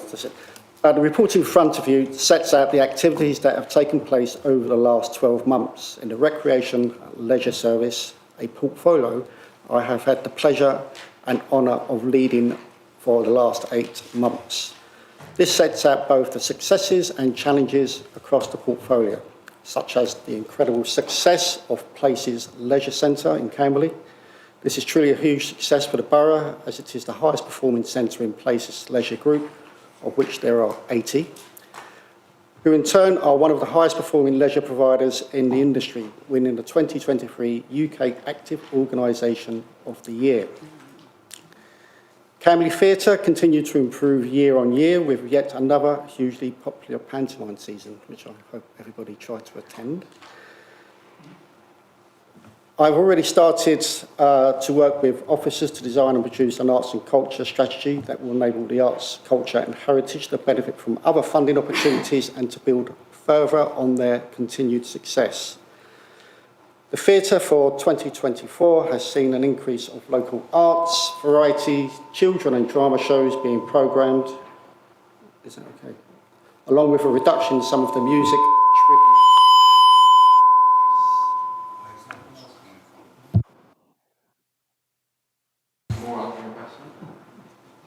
Is that? I think just leave it. What I'll do is I'll move this out of the way. There's less. Give it a little bit of space. Try that. Can I be me? Testing. Yes, a programme along with a reduction in some music and tribute shows, which I'm sure some councillors would be keen to reduce. The presence of reinforced aerated autoclaved concrete, or RAC, has been a particular challenge which I'm grateful for officers for handling with consummate professionalism and ensuring the ongoing survey work hasn't impacted detrimentally upon the performance over the winter. Our Green Spaces team continue to deliver excellent and valuable work in our parks and open spaces. We recognise there have been issues with the performance of our contractor, Glendale, and officers have worked diligently to address issues as they arise and hold our contractor to account. I am pleased to confirm that there has been a notable improvement in performance over the last few months, which some of you may have already noticed. I appreciate you have questions regarding parks and bins, which myself and the officers will be more than happy to answer. The popularity of the museum is increasing. The museum reached just over 24,000 people, 2,400 people, apologies. This is a 23% increase on the third quarter of 22-23 of 1,954. This increase was mainly due to the successful Free French Forces outreach engagement project with local schools and the community, which I know some of you attended. This is a 49% increase yearly comparison, 398 compared with 819. The museum's social media coverage has also increased, circa 10,000 in web page hits and Facebook engagements, due to the same outreach reason rising from 21,894 to 31,612 in 23-24. I'd like to give particular thanks to Jill Riding, the Heritage Manager, on her work to coordinating the unveiling of the two plaques in Old Dean, commemorating the Free French Forces camp. I'd like to summarise and focus on the coming year. The playground replacements have been some of them have been completed but will be completed, the Borough Road, Midget Recreation Ground and Briars Centre. Environmental improvement work following the SO pipeline completion. Surrey Heath received £80,000 funding, which is the largest sum awarded to any landowner across the entire route of the pipeline. Works will see habitat generation, biodiversity enhancement and flood mitigation works. Trees, hedgerow and foraging. I am pleased to say 6,000 trees have been ordered, 1,000 have already been planted in the autumn, with the remaining being planted during 24, with the help of Surrey Heath tree wardens. The bin replacement project, wait for it. This will see dog waste bins and older style open top bins being replaced with standard size covered bins. This will increase the capacity of waste for residents and also being covered will reduce waste being blown or strewn causing a nuisance or from animals looking for a meal. Furthermore, it will remove duplication of bins where currently dog bins are installed immediately next to a general waste bin. Dog waste is no longer considered specialist waste, so it can be combined with general waste. The saying at the St Catherine's Road saying is now set up and is open to the public it's St Catherine's Road, Frimley. Are there any questions?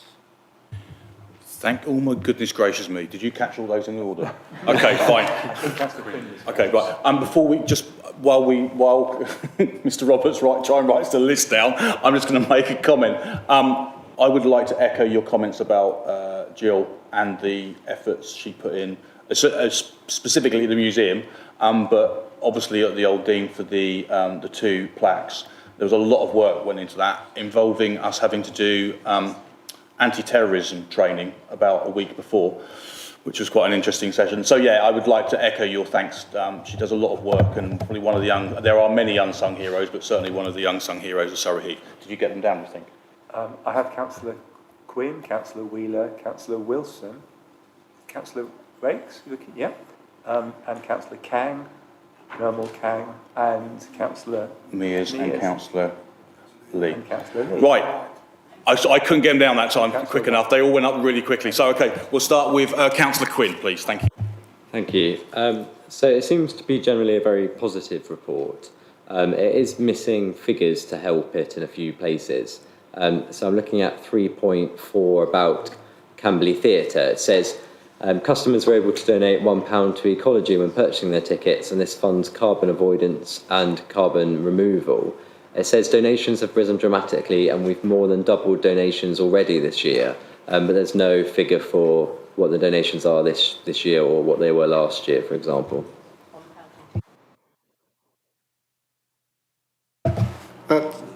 Sue? Oh, who's going? Oh, sorry.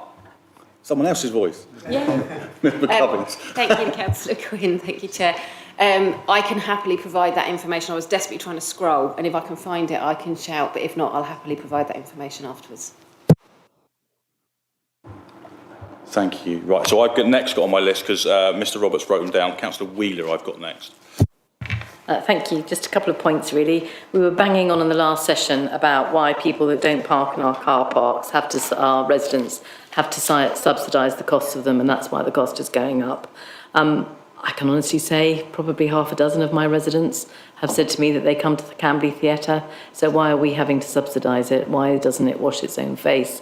And if it doesn't wash its own face, why don't we get rid of it? And I have to declare here something of an interest, having worked or performed with societies that used to perform at Camberley Theatre.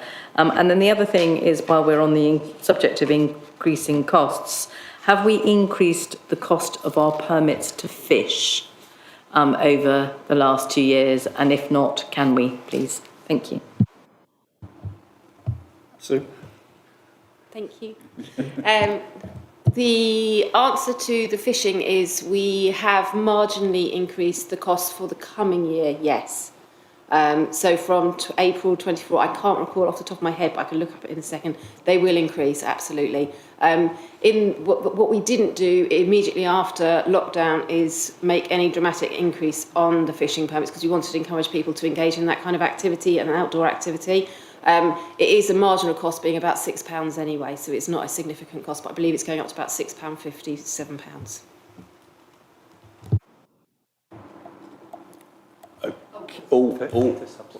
To subsidy. Who wants that? Mr. Stevens. I'm happy to take that one, and then I'm sure Sue will fill in the inevitable gaps in my response. We are always mindful of the fact that there is a subsidy for the theatre. Kaylee, the venue manager, and Sue have worked incredibly hard to reduce that by ensuring that any of the shows that are put forward are as commercially viable as they possibly can be. But what I would also say is that there is a wider economic benefit to the town centre from having the theatre there. That's in relation to the use of our car parks and also the evening economy, so people having meals and drinks either pre or post a show. We are going to do some wider analysis around that broader benefit in conjunction with our economic development colleagues, just to show what that wider benefit is. But in the meantime, we are constantly trying to drill down on the cost wherever we possibly can. Thank you. So I've got Councillor Wilson next. Thank you, and thank you for the report. I think it's a good news story about the theatre. I was wondering about the theatre. It's a venue for counting votes at election times, and looking at the year ahead, unfortunately we've got the Police and Crime Commissioner election, but very fortunately we've got a general election, almost certainly, and maybe more than one. I was wondering what effect that has on the running of the theatre. Is it a disruption if a general election is suddenly called at short notice? Does the programme have to be altered? And also, who pays for the theatre being used as a venue like this? Is it a source of income if we have a couple of general elections this year? Thanks. Yeah, I think Mr. Roberts is going to take that one. Thank you, Councillor Wilson. Yes, we have the PCC election and over the course of this coming year, the general election. With elections, when they're not a borough council election, those costs are met by the relevant body. If it's the county council, they will meet the costs. If it's a general election, the government meets the costs, etc., etc. And so the theatre does get compensation if at short notice we have to use the venue for an election. Where an election isn't planned well in advance, let's say a snap election, then it is disruptive of the programming and has a very real impact on performances that are already booked. Thank you. Just to clarify, the Police and Crime Commissioner election, do you know which body would pay for that? Would it be Surrey Police? I'm not absolutely sure, Councillor Wilson, but I can check and come back to you. Thank you. I think it's fair to say, because I was involved in a conversation last year, that if there are also at least two backup venues if the theatre, for whatever reason, can't be used. So there are backups. Not that we want to use the backups, because I know the theatre is the best place. Okay, so I've got Councillor Rakes as next. Thank you, Chair. Page 126 of the point 6.1, 14 events in park settings. Every Halloween there's a fun fair in the Heatherside Recreation Ground, which is owned by the council. As usual with these kind of events, some residents are very much in favour, some are not. And anybody who wants to have a look at the Heatherside Residents Forum today can see a fair amount of views both ways. But the original aim when it was invited to come was to give the local youth something to do around that time of year when perhaps they might not get into quite so much mischief. But last year, the rides, a lot of people raised at a Residents Association meeting recently, were very expensive, as a result of which a lot of people came to the event, which is great, but they were very quickly out of money for rides or entertainments. So they entertained themselves with some fairly significant antisocial behaviour, which has been reported in the Residents Association. I haven't got evidence of it, but it has been minuted there. So I appreciate the financial circumstances of the council and the need to recover any costs, but I wonder if you can advise of any associated costs with, for example, holding that kind of event, and whether we can review what we charge people to see if we can get them to put the prices down or come up with better schemes to involve more residents and actually get them entertained. And can I also ask if the council could coordinate with the very limited and increasingly limited PCSO resources to see what can be done to make it a safe event and a comfortable event for residents. I think Ms McCubbins. Oh, no, sorry, I was signalled wrong. Councillor Skipper. Yeah, yes, I'm fully aware of the Halloween howler as it sits within my ward and some of the concerns that residents have raised. It is a concern and one which Sue can address in more detail. Thank you. Thank you, Councillor Skipper. There's sort of lots of different issues with this event. I think we work very closely with the police. What we have committed to doing with them is getting as much advance notice as possible for the event, what they're bringing, the likely, impact of the event, how the field's going to be laid out, and actually work much closer with the police so that the police can staff the event perhaps a little more proactively than perhaps they did this year. That's one thing that we've committed to do and work very closely there on that situation. In terms of the costs that are, if you like, charged to customers, we have absolutely no control over that whatsoever.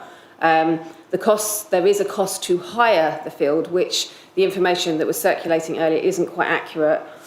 So it isn't as expensive as was being mooted on the forum.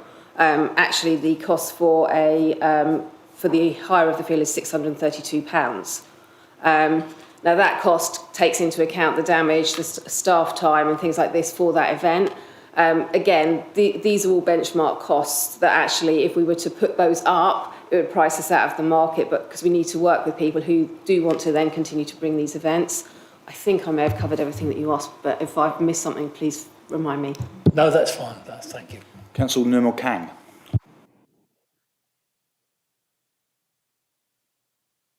Can you put your mic on, please? Being a lecturer, I always project my voice personally on using mic. It's very encouraging that we've got well over 1,000 trees sort of planted, and you're encouraging residents to take up that. I mean, when you say encourage, is there any scheme that you've got in place to encourage your residents, particularly, I mean, the high winds recently have had, a detrimental effect on trees. So is there any scheme that is encouraging residents to plant more trees?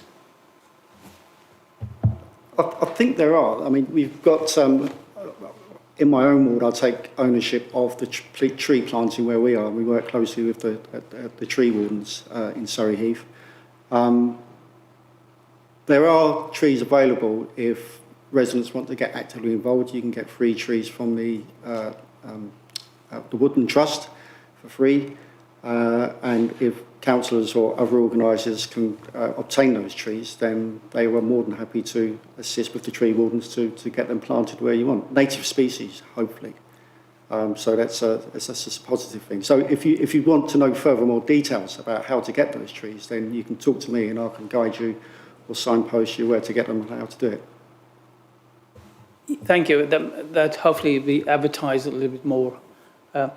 Just a second question, if I may. It's relating to 7.7.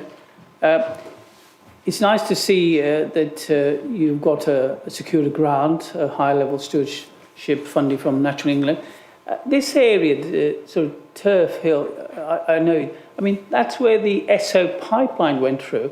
Did you get? Are you sort of getting any sort of getting SO to replant trees, getting that vegetation done, increasing biodiversity? Sue. Thank you, Councillor Skipper. SO, as part of the installation of the pipeline across the borough, committed to an environmental improvement programme. We secured £80,000 worth of funding, which is across all of the sites that the pipeline touched, and not just Turf Hill, but Turf Hill does get a significant value for different projects. Some things like bird boxes, some is some flood mitigation works there. So there's lots of different things that fall in as part of that scheme. The actual reinstatement works, which is the planting, has been undertaken by ESSO. There's a 5-year aftercare package, if you like, for those trees and that planting, that if anything is destroyed or died, that they will either pay us to replant or come and replant those trees, depending on the timescale. So, yes, in answer to your question. Can I add to that? You will notice, that particularly along the ranges and other areas where the pipeline's gone through, is that there is natural growth, regrowth of plants and trees and other species. So it is attracting a lot more in the interim until the SO people come in and start planting the trees and other things that they've got to do. So the pipeline itself, where it's been, is recovering quite well in places. Thank you. Councillor Mears. Thank you. I think I'm going to save my question for offline because I'm not sure if it could be deemed commercially sensitive, so I'll bring it up with the appropriate officers after. Thank you. Which takes us to Councillor Lee. I've got your name down, Councillor Rowland, because I knew you wanted to speak, so I've got you at the end of my list.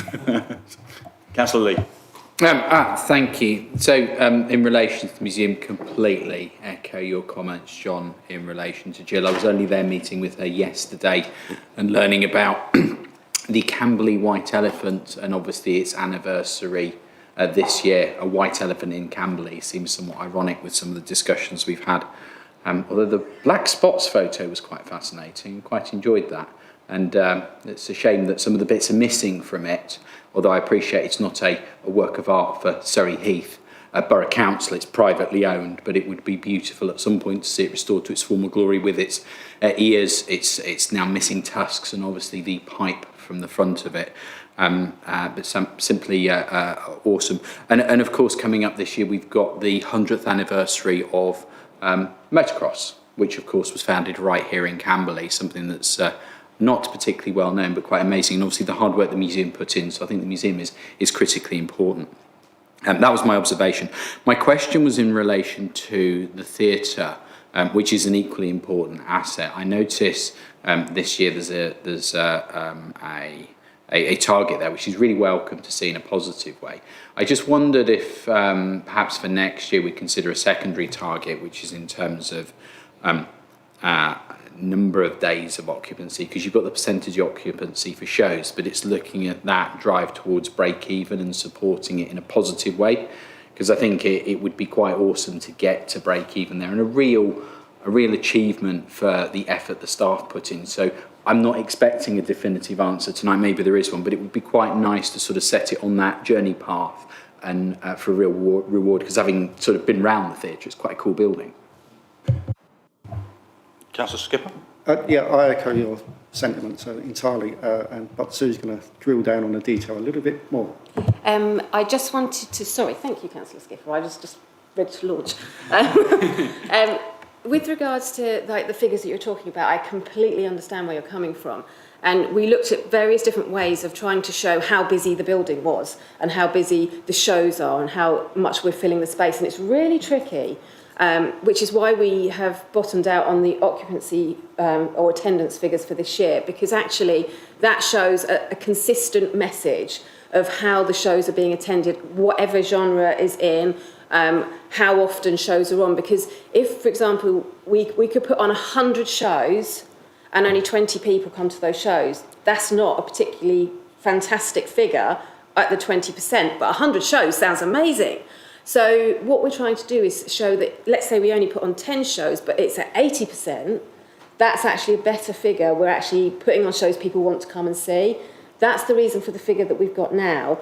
What we are looking at doing some analysis on is, and what we're trying to achieve, is that when we open the building, so we don't just have one thing on at a time, we try and fill as many spaces as we can. So we've got something going on in the auditorium, we've got something going upstairs, we've got a hire in as well, so that actually we're maximising the potential and using the staff to their best ability as well. But it's how you capture that.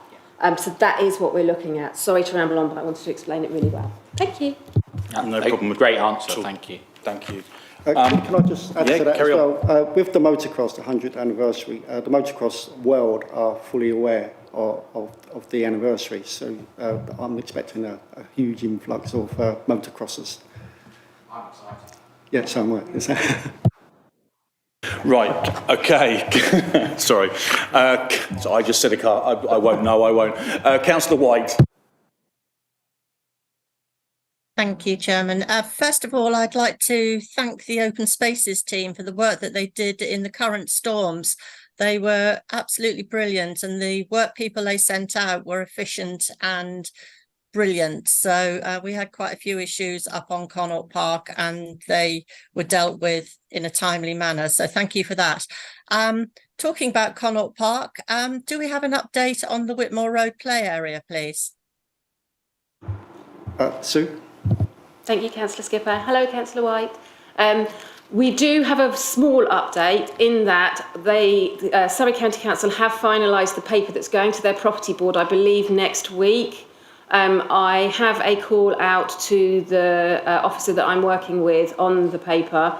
It has been very positively received, and they are very positive about getting to a resolution. So I am, dare I say it, confident that we should have an outcome very shortly. Thank you. Thank you. I've started putting my name on the list just so I can get my question in, but not at the very beginning. So I've got my name next. Then I've got Councillor Rowland. Then I've got Councillor Tedder, and then I've got Councillor Rakes. I've just got a few points.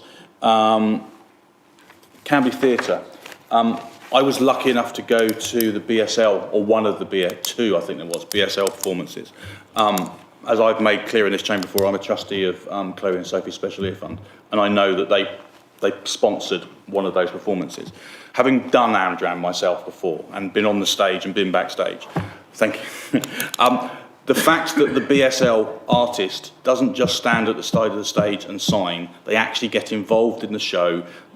The cast were actually signing as well. With a room which is pretty much full of deaf people watching it was lovely to see. And I know there's not lots of places that do that. I've been involved in a show where there is a BSL person standing lit on the side of the stage and they stand there for the whole time. This is brilliant.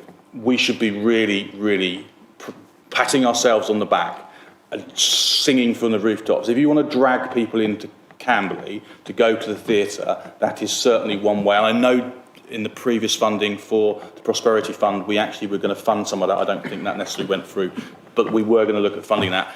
I think we need to sing from the rafters and maybe do that more. So massive well done to everybody involved in that. Bins. So there was a plus, and now we're going to go to bins.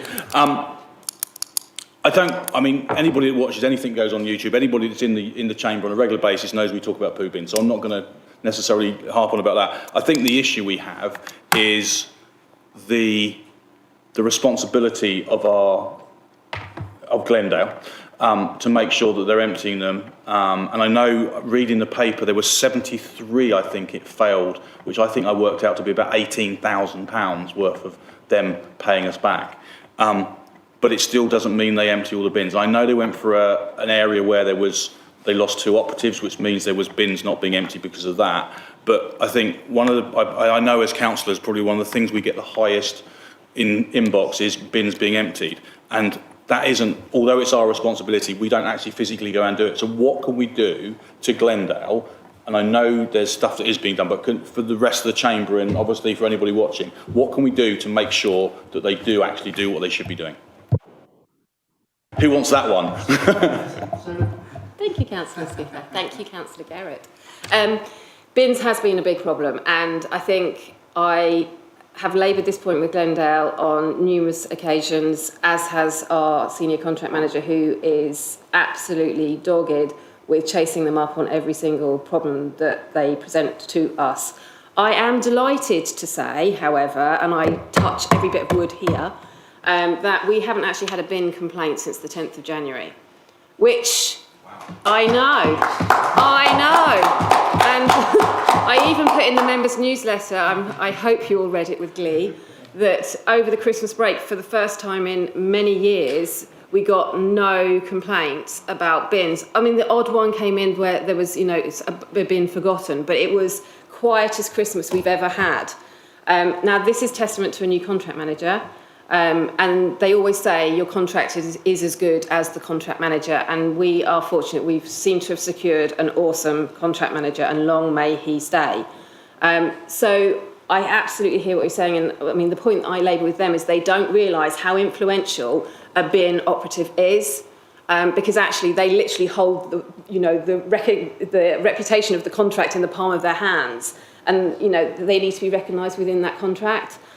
So I think, obviously, the outcome that we have at the moment is very positive, so I'm really hopeful for the future, and they are looking at sort of that recognition now. Thank you. I've got one very short question. Oh, go on, Mr. Stevens. It would be remiss of me not to answer a question on bins, wouldn't it? Especially when Mr. Watson refers to me as the director of bins, and that's the polite title he provides. Just to add to that, next week we do have the annual performance meeting with Glendale. This is something we do on a yearly basis, where we meet with them, and Mr. Roberts attends and scrutinises the performance. Yes, reflecting back over the year, there has been a lot of poor performance, but the summary at the end is actually over the last 2-3 months, the performance has substantially improved. So whilst we will berate them, we will also congratulate them on actually turning it around. And long may it continue. Thank you. So I've got one very short question, and it's a personal one. Do we know when the Old Dean playground will be finished and opened? And have you got that written down? You don't have to answer that now if you don't know, don't worry. Give me 2 minutes to look at my team meeting notes. Okay, so I've then got Councillor Rowland, Councillor Tedder and Councillor Rakes. Councillor Rowland. my starting point is the £3 million given by Surrey County Council to the promotion of the Yvonne Arno. And I was going to remind the councillor from Chobham's comments of how many of her people don't support our theatre, but actually go into the Yvonne Arno and use that theatre, and to compare how poorly it's supported, possibly, by people from that area. It's a rather interesting exercise to actually find the groups that should be in the Camberley Theatre, but are operating all over the borough, in St Michael's Church, you name it. And that reflects the failure of the theatre, I'm afraid, that over a period of time, they have not been found the cost being asked by the theatre prohibitive. And so we've got a situation that the cultural life of the borough is being carried on in church halls in an ad hoc basis. And no reflection on the community is coming as a result of that. I was surprised when I was looking at the possibility of doing an Algar oratorio, and looking at the possibility of that, because there is money available from the Algar Society for that, to discover that there is a Surrey Heath Singers group who meet in a church and have a very low profile. So, but what I also discovered is that no longer we have a choir in the borough capable of doing something like that. All the churches have actually given up on their choirs. And what I've been listening to in the discussion about the theatre is that the accountants have got hold of the situation and looked at purely in terms of cash returns on what that theatre is performing. There was a remarkable statement that the theatre now is apparently just concentrating on doing one event in that complex. When I was last on the council, there was a recording studio in the basement, which unfortunately got flooded, but there was an expectation that it would become a centre for cultural activities. Now, if you look at this programme, we could have a programme in front of us. The top group are tribute bands. Okay, the accountants love that because there's so much in the black. It appears to make money, but it does not fulfil the cultural responsibilities of this borough that should be fulfilled in its theatre, and it's clearly not happened. The £1,000 which was offered to promote some degrees of activity, I've actually worked to try and bring in something to offset the fact that we are the one borough in Surrey that doesn't have a film society. There's no film society here. And I got somebody who's produced a feature film which has just been shown in the West End, a Surrey Heath resident who put forward a proposal for that. And it turned out that the rubric that was prepared around it more or less unfortunately excluded him. But there was no follow-up to say, yes, we do need a film society in the borough because we're unique in not having one, and do something seriously about it. I'm sorry to be the spectre and the feast, but so much glossed over the fact that this was should have been a discussion about the cultural facilities of the borough. And my report is that they're spread around the place because Camberley Theatre is not offering a centre to promote them in any way. Just think of Yvonne Armo collecting that £3 million from Surrey. Think of all those people in Chobham going off to the Yvonne Armo. Think of all the people in the outer places going to the various art centres around Surrey. And we're losing out on it. And this theatre should be a focus for those sorts of activities, and they should be promoted in that way.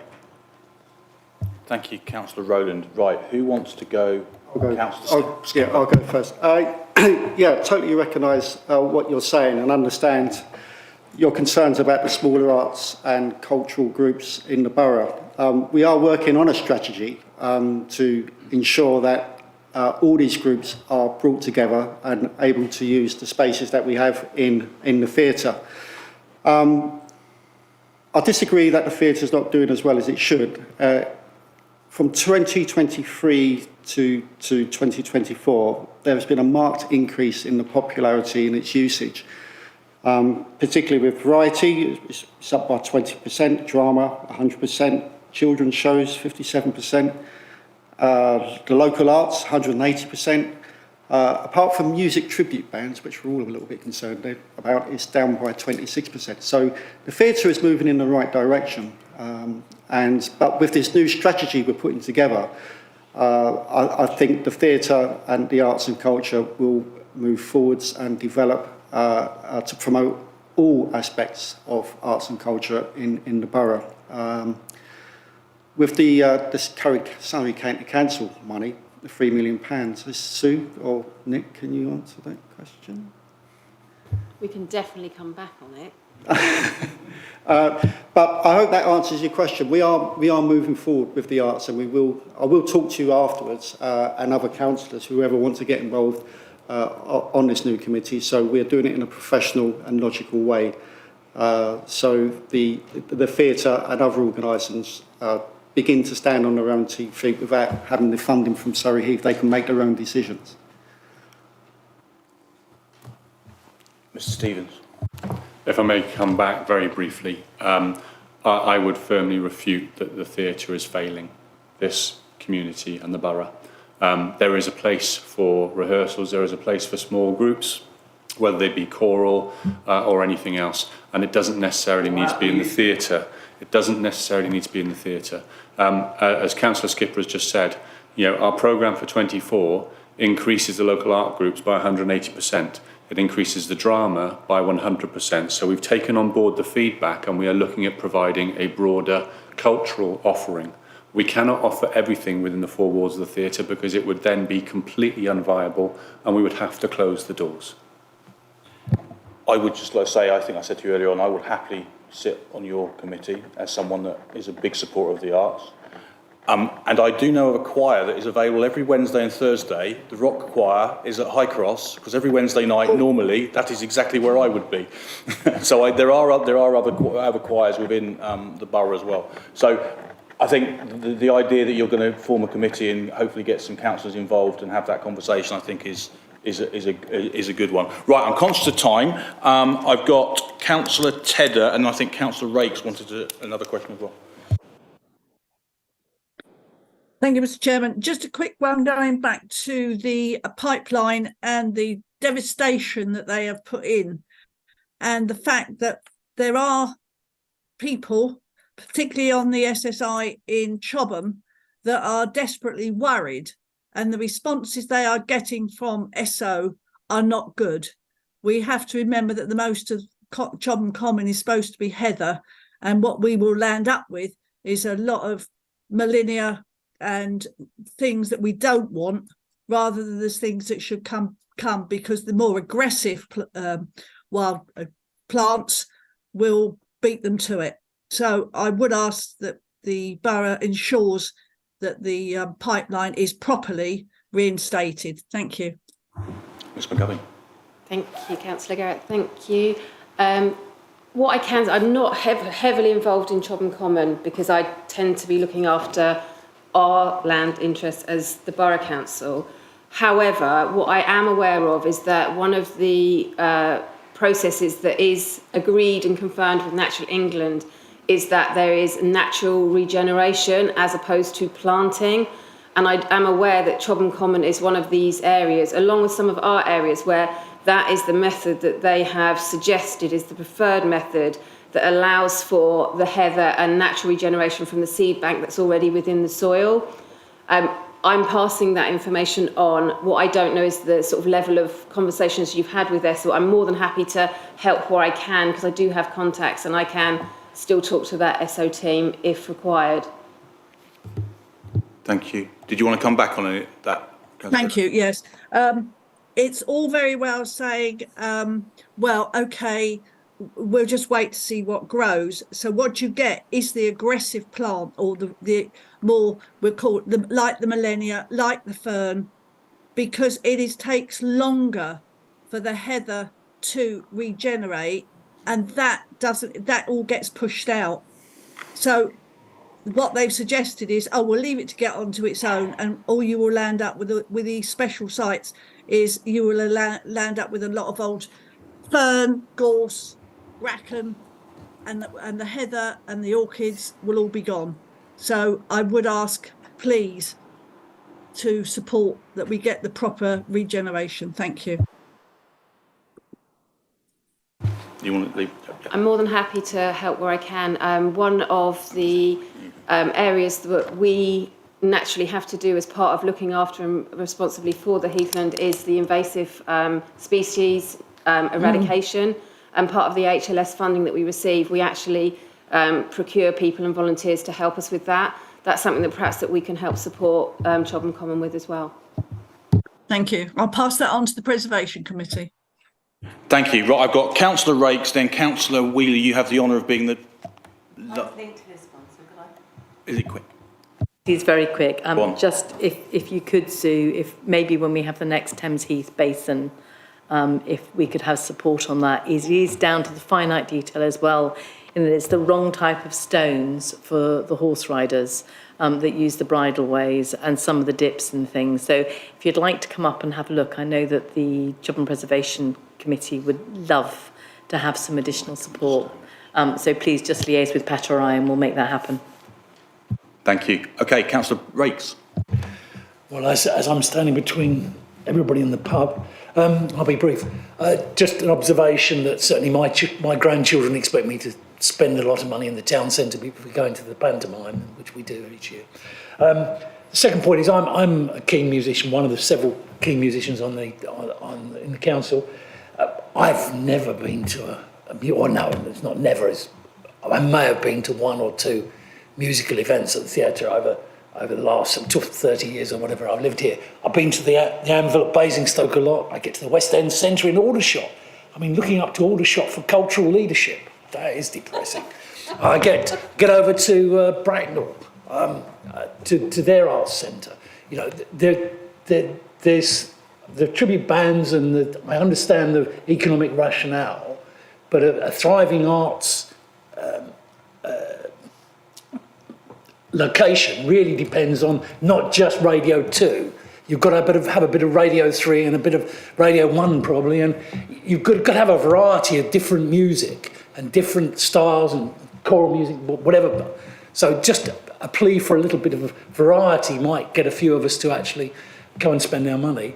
But I have got a little bit of a question, which is, you know, the money for cultural events doesn't just have to come from the council. You know, there's Arts Council, there's all sorts of places where you can get money. So I just want to check that our strategy is going to be looking at where we can find other people's money to spend on our culture, which will also help boost the town centre. Thank you. Your points are taken. I would just like to say I don't take it to heart, as someone that was born and lived in Aldershot for 30 of his years, that it's not a cultural place. Councillor Skipper. I hear what you say, and that's why we're putting together a strategy so we become a centre of excellence in the arts and culture field.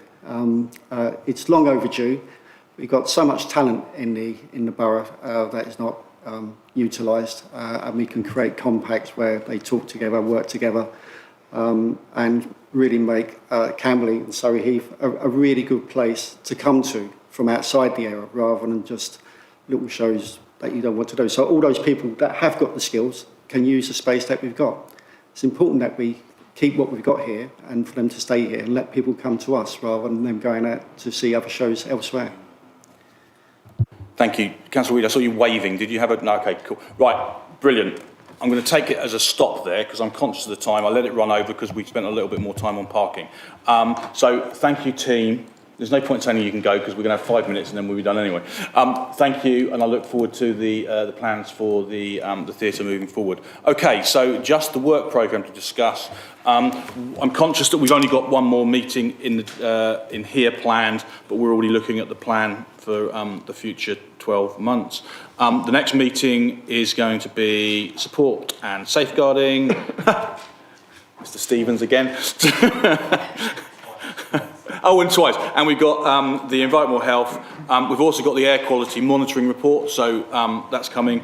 And obviously the revenue monitoring and capital monitoring. There's some other items to be discussed. If there is anything else you want to add to it, please let us know. Has anyone got any comments on the work programme? No. I apologise, we ran over by 26 minutes, but I think you'll probably agree that parking was always going to be something that went on a little bit. Thank you for your time this evening, and have a good rest of whatever's left of your evening. Thank you.